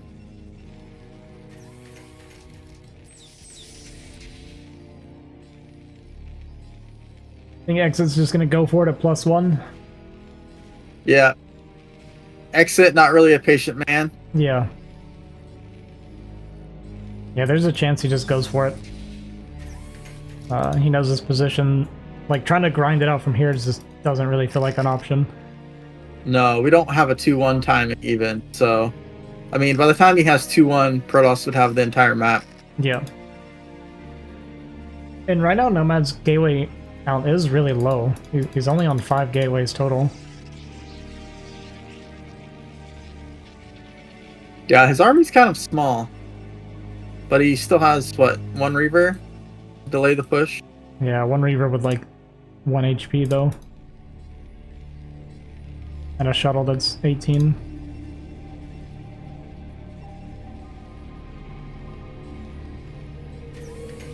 I don't know, this push might be able to get something done. It actually has a little bit of potential. It's a lot of tank. +1 is just now finishing, so he's going to move out with it.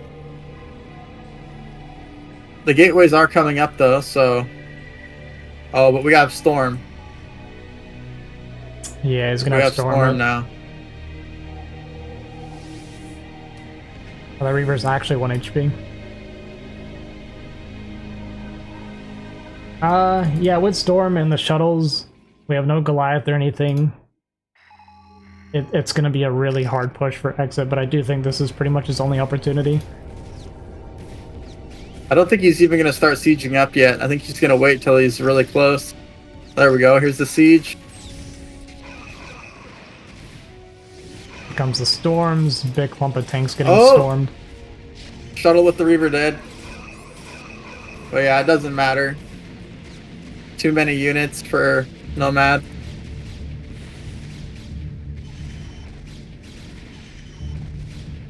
And that's going to be GG for game 1.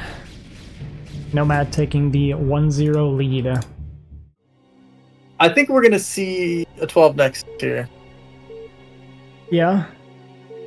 Yeah, because Nomad's up one game. He loves 12 Nexus. If you're up one game, you're feeling pretty comfortable. Why wouldn't you take that risk? Yeah. Well. But there's also Exit on the flip side, where when he loses a game, sometimes he just tilt BBSs. Happens quite often. Yeah. When do you send the first SCV? At like 7 supply, if you're going to BBS? God, I don't remember. He tried walking me through it during a game once and I'd screwed it up. But it's something like 7, yeah.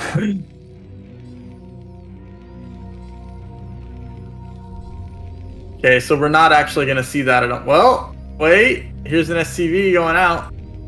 Yeah, I think this is going to be BBS. At 7 supply. And same opening for Nomad as last game. Looks like pylon on the low ground. Yep, this is and he's gonna do his 9 gate. Pretty bad for Exit. This is kind of interesting though. Like, is Nomad just expecting Exit to go for Rex C both games, and then he doesn't, or does Nomad just like to put the Zealot pressure on? Feel confident about it. The thing is I haven't seen Nomad do this before. Like, I've watched a lot of his PVTs, and I don't know when he started doing this forward gateway thing, or if this is specifically for Exit. Because Exit does like to do Rax Expend. This is actually not good for Protoss in this position, because you have your gateway on the low ground, and it's so far for your probes to go to defend your gateway. And so, unless we just see some messed up control, it feels like this would be Exit favorite. Actually, yeah, I would agree with that. I guess the only case would, like, I feel like it'd be good for Nomad is if he scouted early and could get like a shield battery or something up, but you would have to cross scout, and on Polypoid you pretty much never do that. Yeah. Well, it looks like Nomad is gonna scout Exit first. You'll see it coming, kind of. And the fact that he's like making a bunch of zealots is also good against this. Yeah. Almost didn't scout on me. Turned around and was like, wait a second. Yeah, we're gonna have 2 zealots out for this. Yeah, this is oh, and loses a Marine right off the bat. Oh, I don't think that he needed to The GG. I don't think so. Maybe. I mean, in this position, it feels like we're going to be building 2 Marines at a time versus 1 Zealot at a time. Yeah. So I kind of agree with you. The thing is, Noma had started a forge as soon as he noticed. Oh, yeah. The other thing is we're not building any S at all. Yeah. So it's not like we can pull the boys. Well, that was quick. All right, 2-0 for Nomad. So we have 3 Protosses in the semifinals. You love to see it, huh? Kava versus Pandor. Versus Kava. How's your voice doing? All right.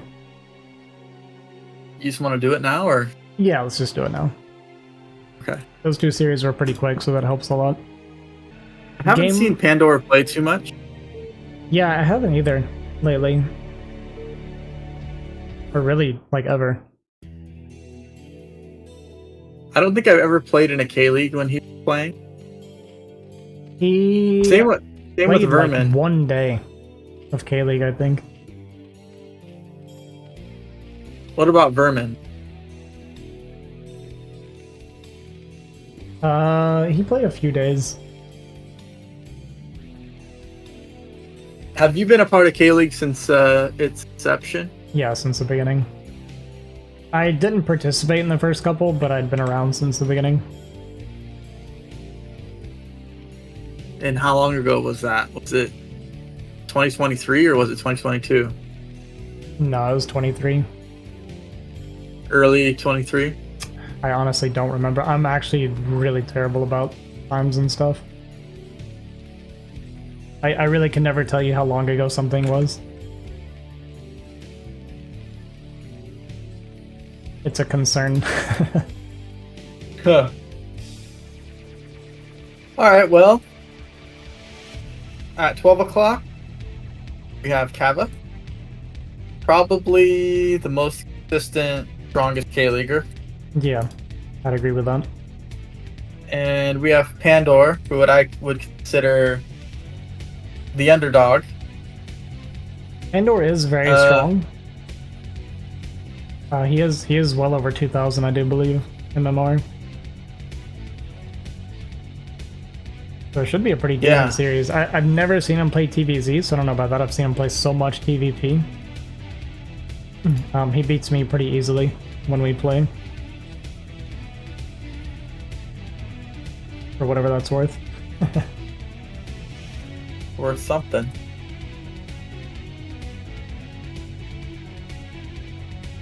Opening pretty standard.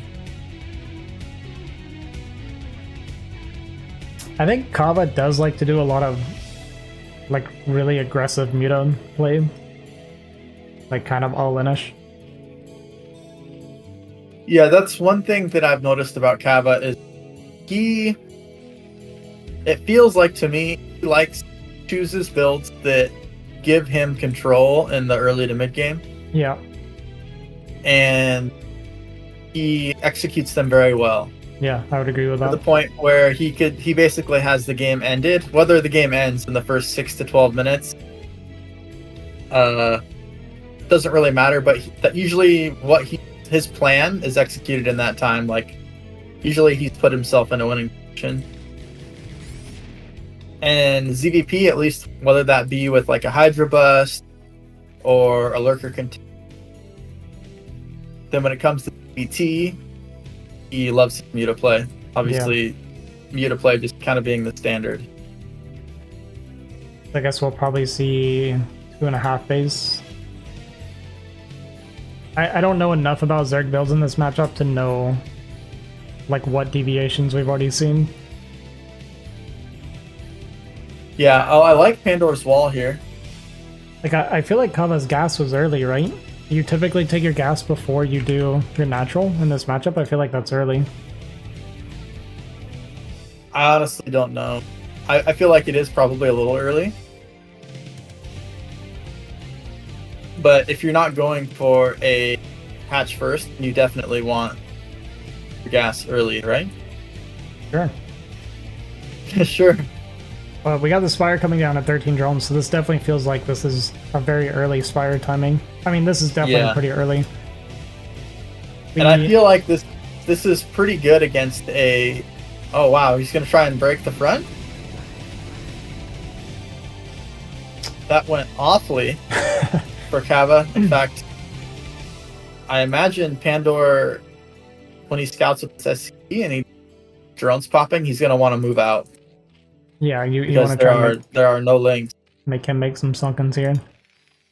Yeah, letting this scout in is terrible for Kava, I think. I think Kava might have been just thinking to try to shave off a couple Marines, but obviously didn't work out at all. Yeah, that wall in was very good, Pandor, so... Second barracks on the way now. The Spire's almost done and we don't have an E-base started. It is, yeah, this Spire timing is like crazy fast. This is just going to be like 2 hatch, Muta all-in-ish. Pandor moving out though with 1 medic. And so he's going to take map control with this, and I think he's going to be able to buy himself a lot of time for eBay to finish and turrets to go up. Yeah, it does also force a sunken, which is nice. That is nice. Yeah, now he's just going to turn around. Stim is 3/4 of the way done. And then I'm assuming he'll start range for his Marine.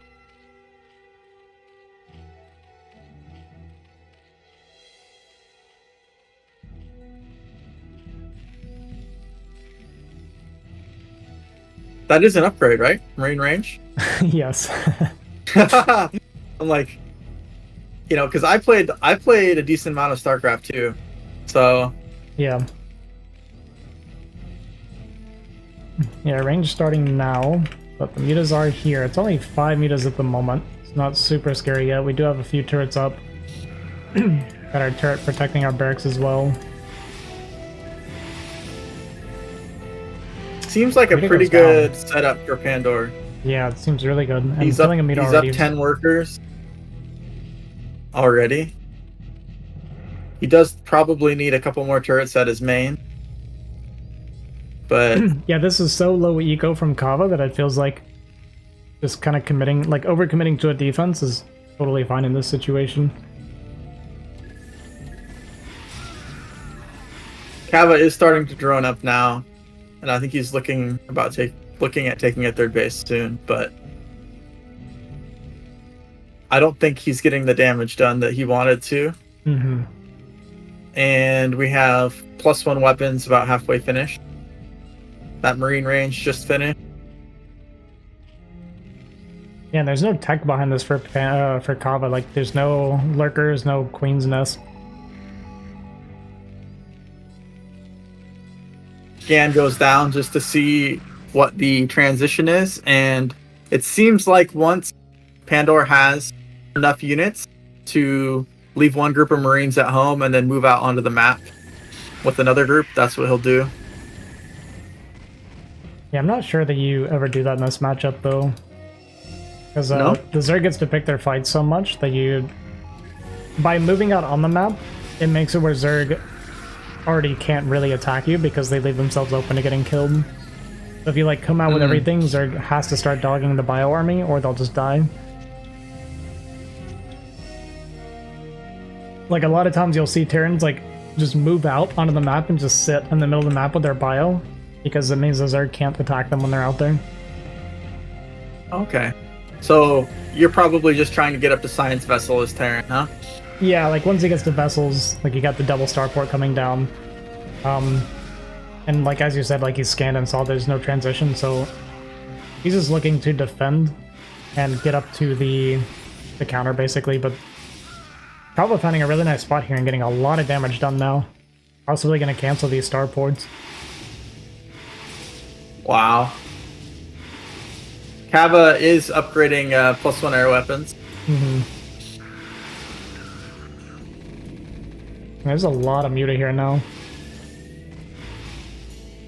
And we see it from Kava like it's just nothing but more Muta. That's kind of what I was saying. I feel like I see him do this a lot in this matchup. Pandor was defending super well, but yeah, finding this little spot here for Kava, he got a lot of damage done.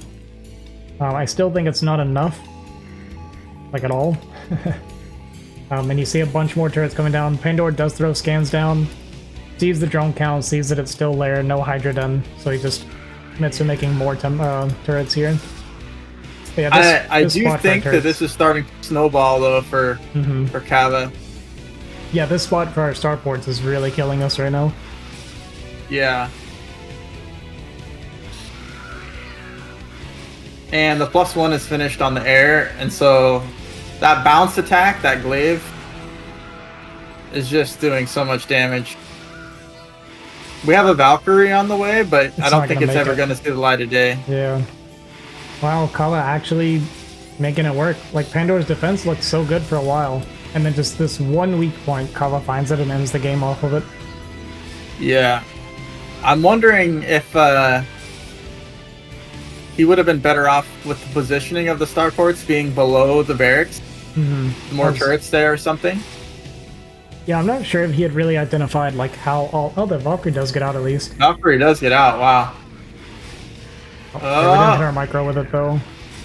And it goes down immediately. That was a lot of Udos going down though.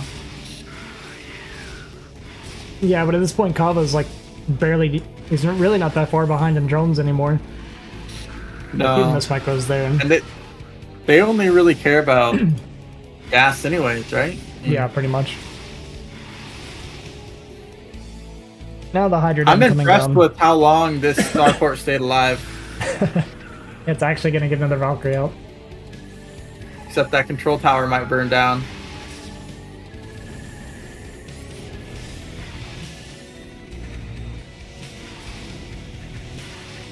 The Valkyrie is such an interesting unit. Yeah, he's having a hard You time. don't really see them in any other matchup. Yeah, that's true. Sometimes you see them in TVT when someone's like massing Wraith. You'll see like 1 or 2 Valkyrie and they'll just absolutely nuke the Wraith.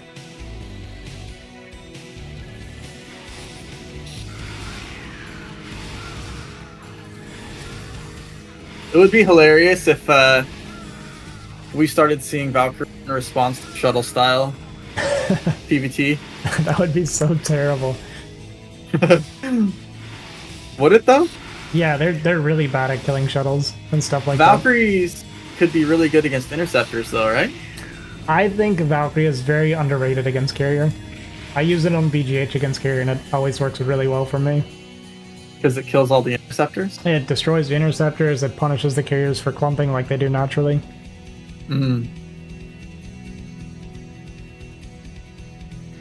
I just don't... I think the reason you don't see it in things like 1v1 is because after the carriers, they're completely obsolete. Right. That's the same reason you don't see scouts. Yeah, because they're obsolete as soon as they're made. They're good against workers, kind of.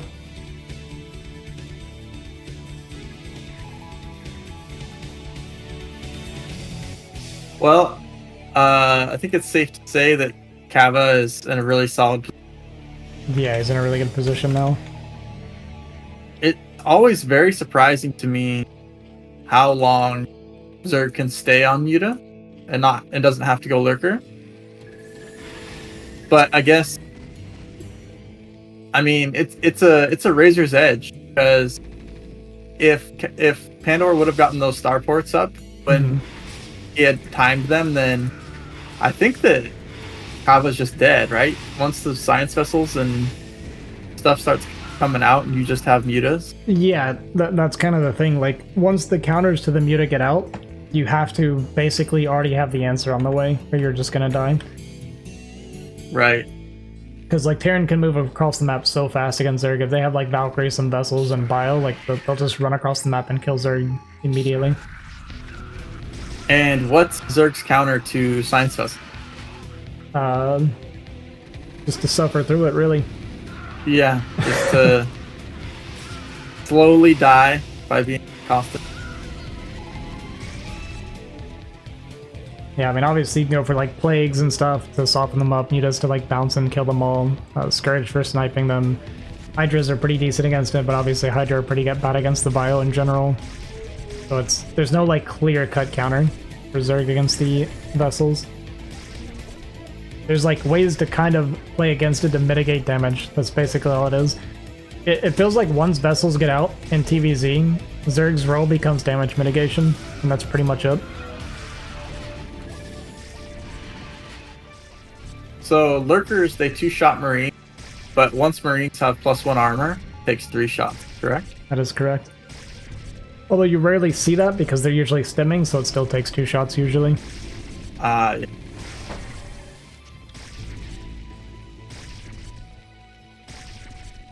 I used to be a Terran player. I started out as Terran. Oh yeah. And this matchup is why I quit playing. Which is funny because typically it's Terran's better matchup. Yeah. But this was back in Lost Temple days. So the meta was a lot different. It was like 1-base Lurker and stuff.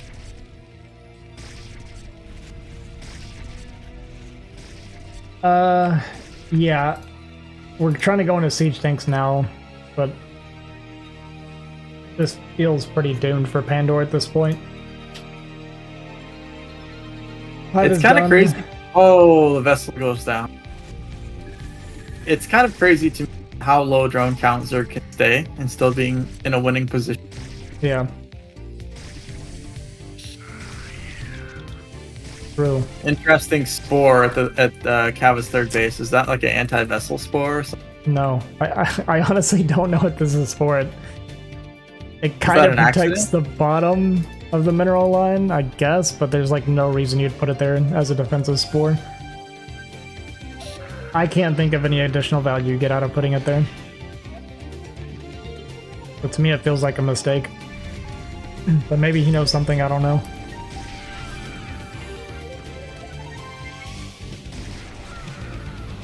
Do we have siege on the way? No, I guess we don't need it. We're just poking. Yeah, well, an unsieged Doing the tank tank does poke. outrange the lurker at least.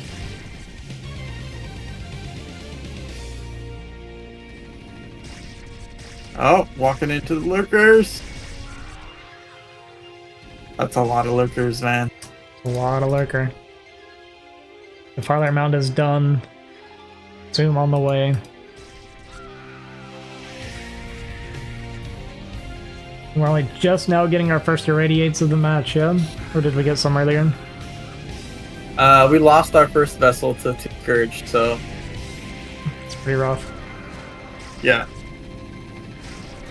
I think Pandora was in a really good position, but just the micro of the mutas from Kava. Yeah, like I feel Yeah, the same finding way. the one weak spot. Finding the one weak spot and then it's snowballing from there. Yeah. That's how it is against Kava sometimes. Like when you're against these like really strong players like that, you can't leave a weakness like that. Otherwise, like Pandora was defending well and in a great position. Right. I mean, it's the same thing as like you're in a good position, you have 4 High Templar, and then you don't babysit them. Kava comes in with, 5 or 6 Hydras and snipes 2 of them. Yeah, and suddenly the game's over. Or brings in the Muta, snipes them, and then the game's over. So it's very unforgiving sometimes. Mm-hmm.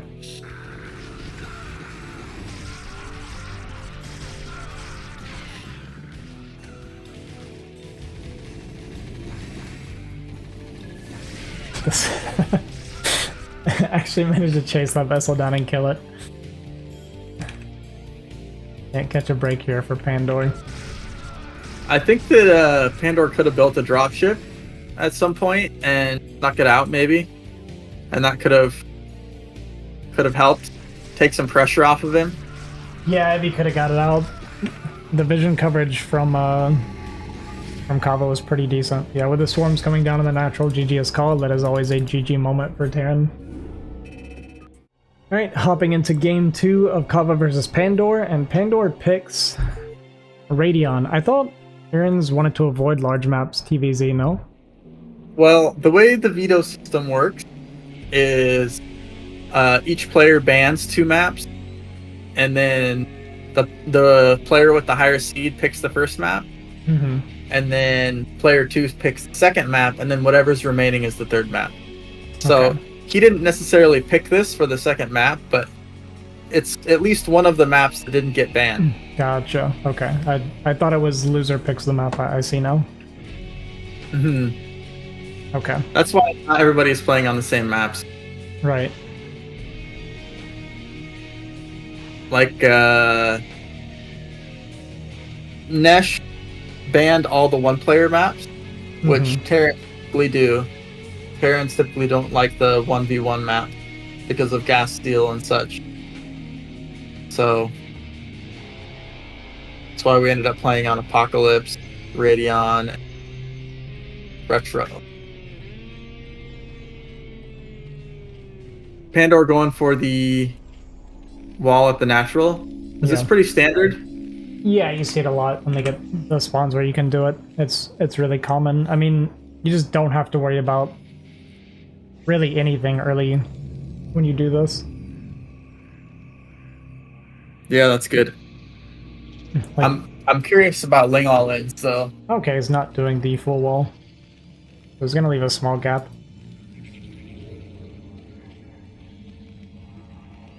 looks like Kava's going for the hatch first. Yeah, so Kava gonna mix it up a little bit here.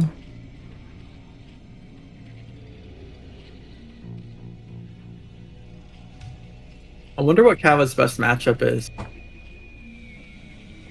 I feel like it's TV or ZVT. Even though most Zergs, like, I know it's Terran favored typically, but just from what I've seen, I don't know how Kava feels about it, but just from what I've seen, I feel like I never see Kava losing ZVT. Yeah. He just has I'm such kind good of the meter same control. way, though. I prefer PVZ over PVT. Yeah.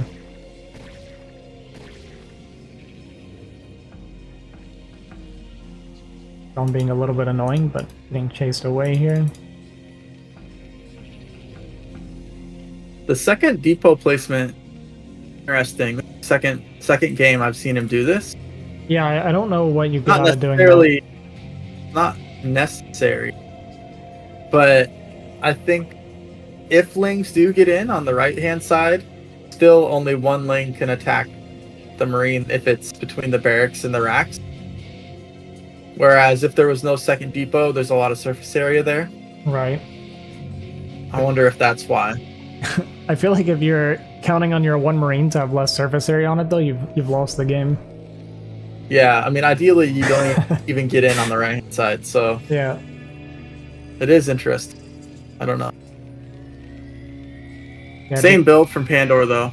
Mm-hmm. I think this is pretty standard as well. I haven't seen a lot of TVs, but this is usually what I see. So Yeah, and I imagine from his perspective, like he was doing really well in the first game and he just made one mistake, so he's probably feeling like he just needs to do the same thing but clean it up a little bit and he should be in good shape. right. And this map seems like it wouldn't be too bad for Terran. Terran can afford to stay on 2 base for a really long time. So, and the third base is, I guess, Zerg would probably want to take the center, right? Center base? Yeah, I think they want that because the high ground is just so good in this matchup defensively. Right.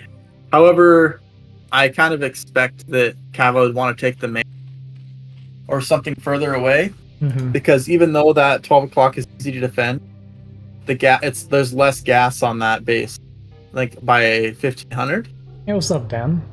Oh, I actually didn't know that. I did not realize those bases had less gas. Yeah, if you go and reveal the entire map, click on the gas, there's 3,500 there versus 5,000 at a normal base. And how do you reveal the whole map? Go to the diplomacy button and then reveal entire. Oh. Okay. Alt Z. Well, now I know. Alright, so I was gonna go for the natural, and I feel like the reason Zerg goes for a natural instead of the main is because by securing the natural, you also secure the pathway to your main, or your fourth gas eventually. It's obviously a little bit harder to defend, but if you secure it, then it's way better for the end game. This push out is pretty good though. If we don't get the 2 sunkens down in time, we could just lose the game. It's gonna be close. Like if he stims, CF stim, I believe he does. Yeah, it just finished. So it looks like the sunken's gonna finish just in time, but man. Hey, what's up, Dan? Yeah, I haven't seen you in a while, man. Yeah, but even just this move out to get the 2 sunkens, like you've already done the damage you wanted to do. Yeah, we killed some lings, we forced 2 sunkens, which is now 2 less drones. So we have 2 fire bats feeling sneaking to the side here and gonna find the 3rd hatchery. Ah, yeah. I think we're feeling pretty good as Terran here, and these fire bats are gonna draw some attention away when really Zerg wants to be focusing with his mutas. Yeah, he's gonna tuck them up here and hide them and wait for drones to show up before he runs in later.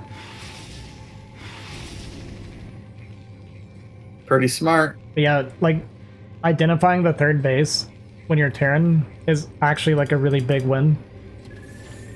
Like just knowing where it's at, it helps a ton in this matchup.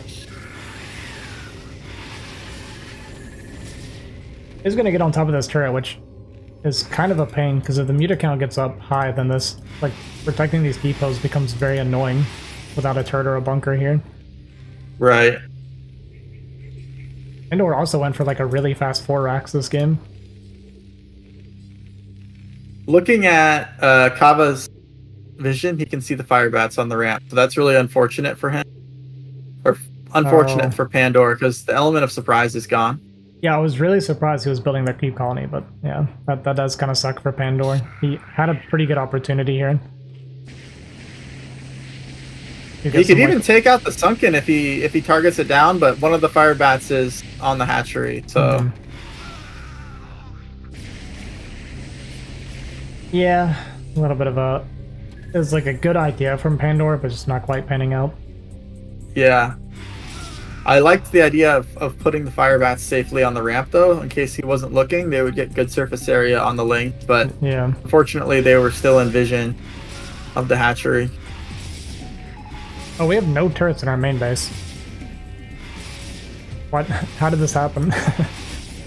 Suddenly it's a disaster for Pandora. Okay, so you see what I mean? Like, the bio's moving out, so Kava's like, okay, I have to leave. I can't stay here and kill him because I'll die if I try to do that.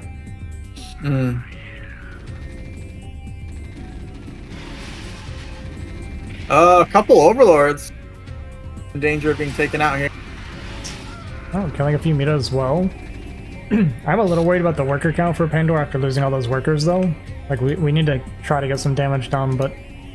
We've got turrets up in our main now, though, so I think we're stabilizing. Obviously, we would like to have a lot more workers than we do. It's not worse now. Let's see if Pandora can get the starports up this time.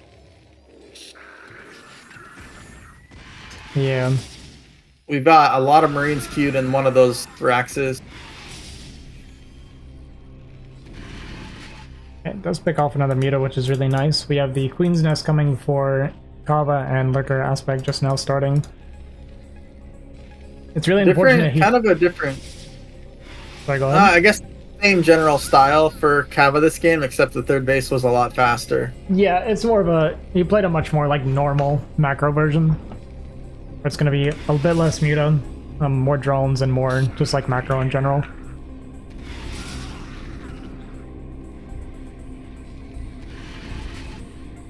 Yeah, but it's unfortunate that Pandora took so much damage to these Muta. Just, I'm really surprised we skipped turrets. I don't know what we were doing, or what we were thinking for that.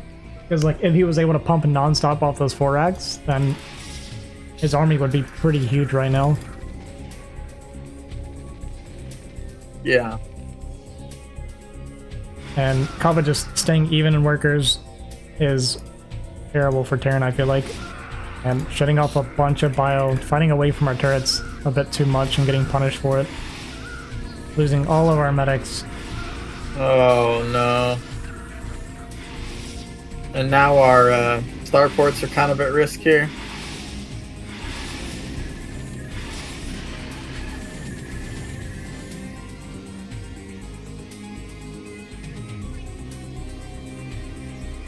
Two vessels on the way. Did we get a radiate before starting vessels? We're lifting the... Okay, I think we're just repositioning it. We just come back in, killing off 2 more turrets, killing some more SCVs.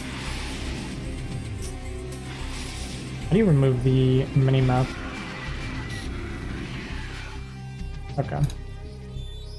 I'm pretty sure there's a button to take it all off, but I don't know what it is. And I don't want to turn the replay timer on accident.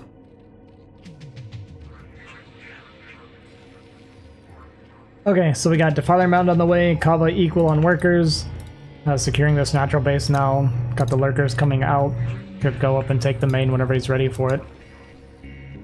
1 Valkyrie would change this game pretty drastically. I think he was thinking he didn't need it with the 4 racks. But Kava's Muta control, like he just gets so much damage done with his Muta so consistently. Yeah. He's very confident with his Mutas, that's for sure.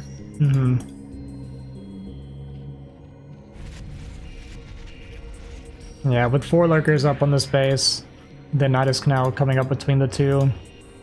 We don't have enough irradiates and units to break through this anymore.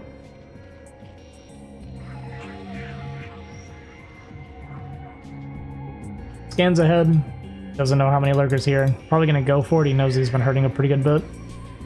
Goes down 1 irradiate. Second one there. But it's still gonna be 3 lurkers underneath this, and we don't have nearly enough bio. Even with all this extra marine coming up, it won't be enough.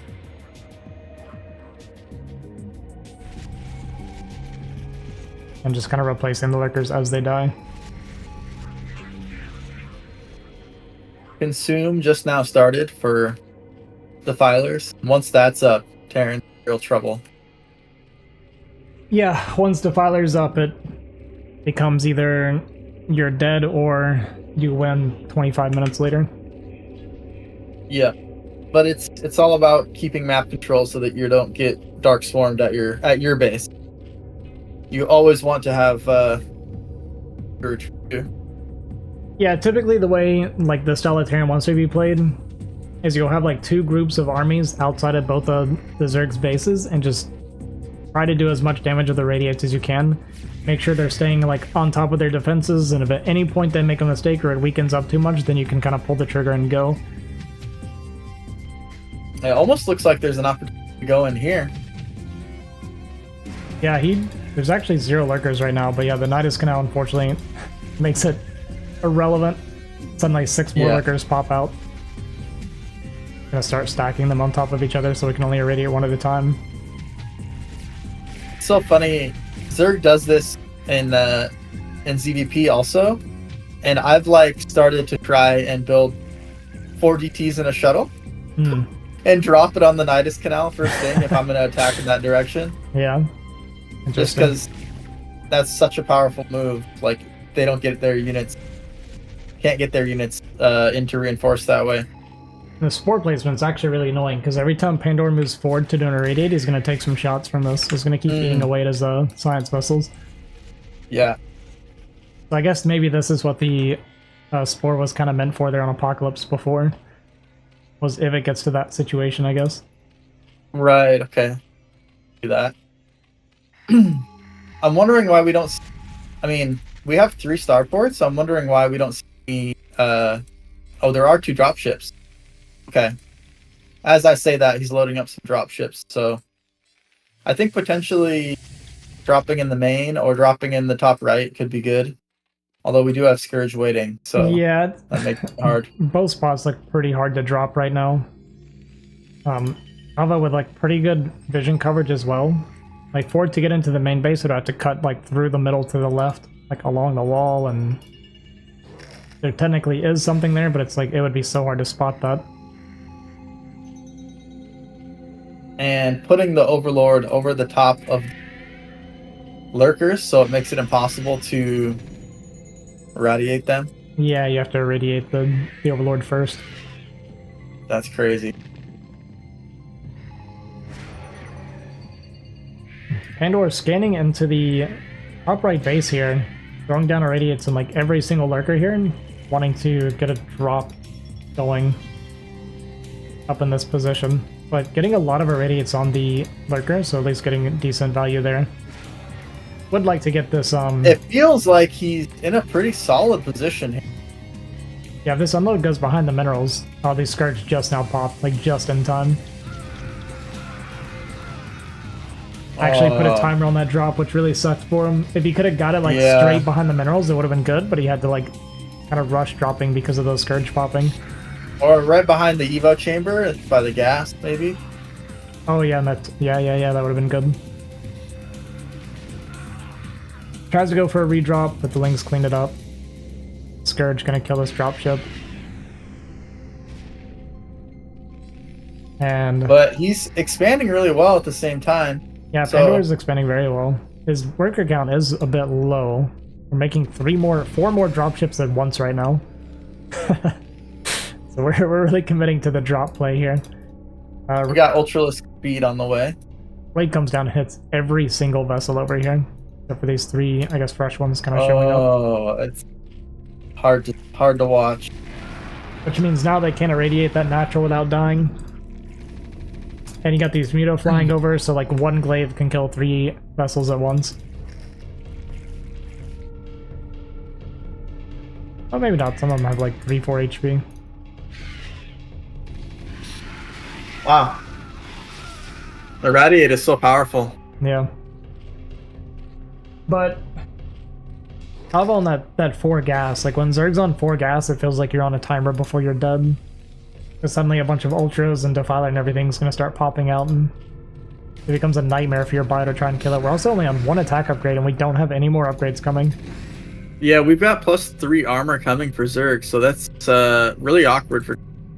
Yeah, these Marines are going to do 0 damage to these Ultras. He picked off like 4 vessels there with the 1 Muta. Oh, yeah. Oh, these Ultralists are not going to die. Yeah, I mean, like, look at this one, even with the fire bats on it, it's... These 4 units are about to kill, like, 20 bio. Wow, this is crazy. Yeah, the lack of upgrades is murdering Pandor right now.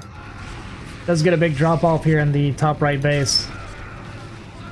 But just this Ultra Good alone could take this entire army.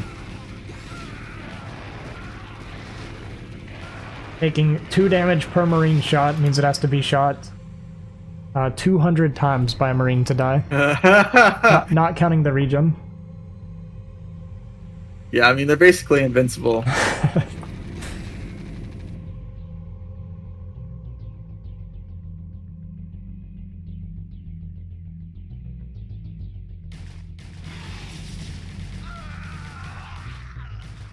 Radiated Science Vessel trying to kill these medics here.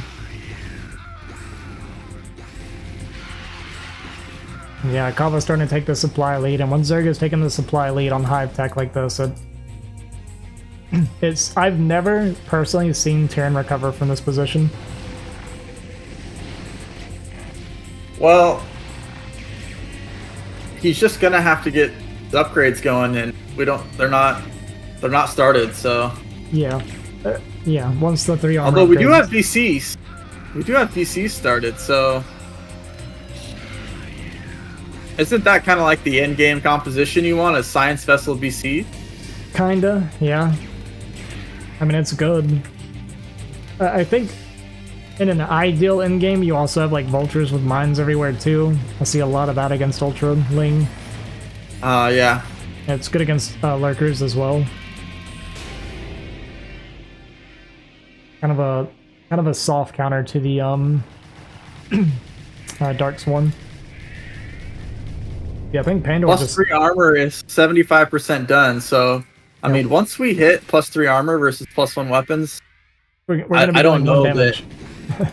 Yeah, we're gonna be doing negative damage. Our shots are gonna be healing the Zerg units. Yeah.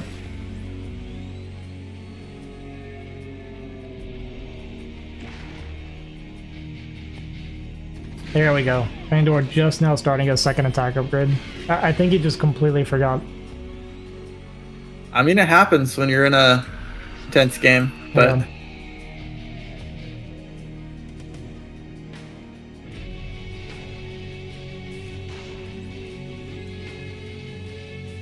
yeah, and Kava double expanding. Actually, triple expanding. Why not? I'm just watching the timer on this plus 3 armor. Just about done. Yeah, I feel like at this point, if Kava just pulls the trigger and goes, it can win the game. Yeah. But maybe just wants to play But a little bit extra safe. He's playing it safe and taking the bases. I mean, attacks are like 50-50. Minerals win the game, you know? Sure. If you just take the whole map and you mine it out so that they can't mine it out, it's just, you know, a math game, right? Like,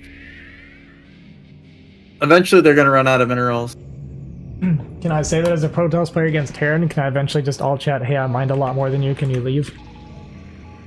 I mean, you could try that. Recently, I was playing an S-rank Terran, and I think I was feeling a bit spunky, and I offensive GG'd, and I was like gateway manning to his natural.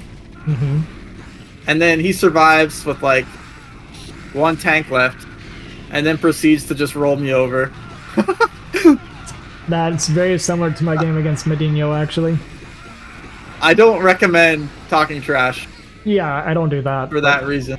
Well, I mean, or like offensive GG is typically pretty BM, Oh yeah, for sure. but I didn't peg you as that kind of guy. I'm not really. Sometimes I'm just trying to be funny usually. Right. In my game But I against have my Medino, I was max supply when he was at 70 supply, and I lost that game. Oh wow. I did the 3 base like 11-minute max zealot timing. Mm-hmm. Killed his natural, got into his main. Well, it didn't quite get into his main, and then froze up and lost. Yeah, it happens.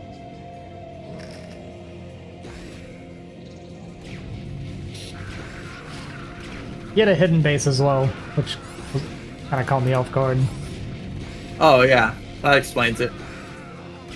I did find it and kill it, but it had already got its worth. I didn't realize how early he had taken it until I watched the replay. Alright, Pandora going for kind of a little bit of a desperate counter push. We do have the BCs here and the base down here, but there's Dark Swarm and Plague on top of the BCs. Is going to be able to kill this base on the left side, but Kava, plenty healthy, great supply. Got the extra bases. Meanwhile, Pandora kind of barely mining at this point. We have a lot of SCVs. We're at 50 SCVs, but where are they? Doesn't look like 50 SCVs. There's a lot at the natural still that are mining on one patch. Oh, yeah.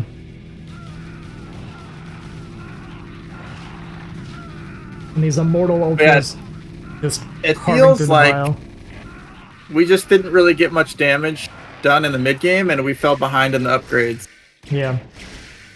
I feel like we know how to play. Pandora knows how to play early and mid game really well. It's just kind of the late game where he started falling apart. Yeah. Yeah, I think his early game looked great, both games. And then it was just kind of like it felt like two small mistakes and Kava capitalized. Like, what? The second was a big mistake. We didn't make turrets in our main. I don't know. Like, that was a pretty bad one. So we took a ton of damage from that. And in the first game, it was, like we talked about multiple times, that just one gap on the right side that Kava found. Mm-hmm. And now we're down to 3 bases. Only 1 base mining, so... Oh yeah, we lost our CC to the Lings.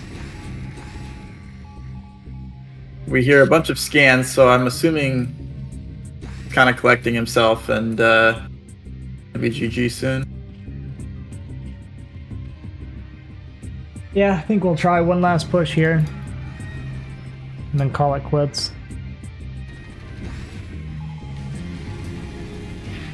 Bring a defiler. Okay, we're trading very well right now.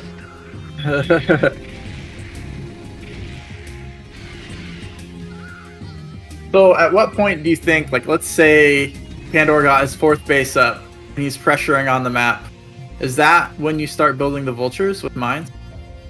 Oh, I don't know when the correct time to do it is. I just see it sometimes, and I see it seem to work really well when I'm watching people streaming, but I don't know like when they actually would be looking for that. It seems like you'd want them around the time of Ultralisk, right? Like, yeah, they... Oh god, these lurkers up here. Seems like Kava's just always in the right position. yeah, he's defends his bases very well.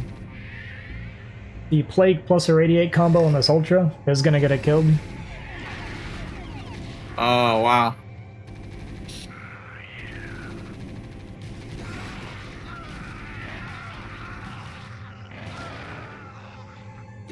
Ultramines isn't that common, but it can be good. Yeah, that's what I was saying. I don't see it used too often, but every time I've seen it, it seems really strong. I feel like it's probably really hard to do, to transition into Vultures and be laying mines well, because like SK Terran already takes a lot of APM, it feels like. Yeah. So I just feel like it's like overwhelming trying to also do Vultures and mines. This 3rd base going to be going down, and that's pretty much it. GG. GG. Kava takes it 0-2. 2-0 even. Which means our semi-finalists are going to be Ranged, Nomad, Avapu, and Semi.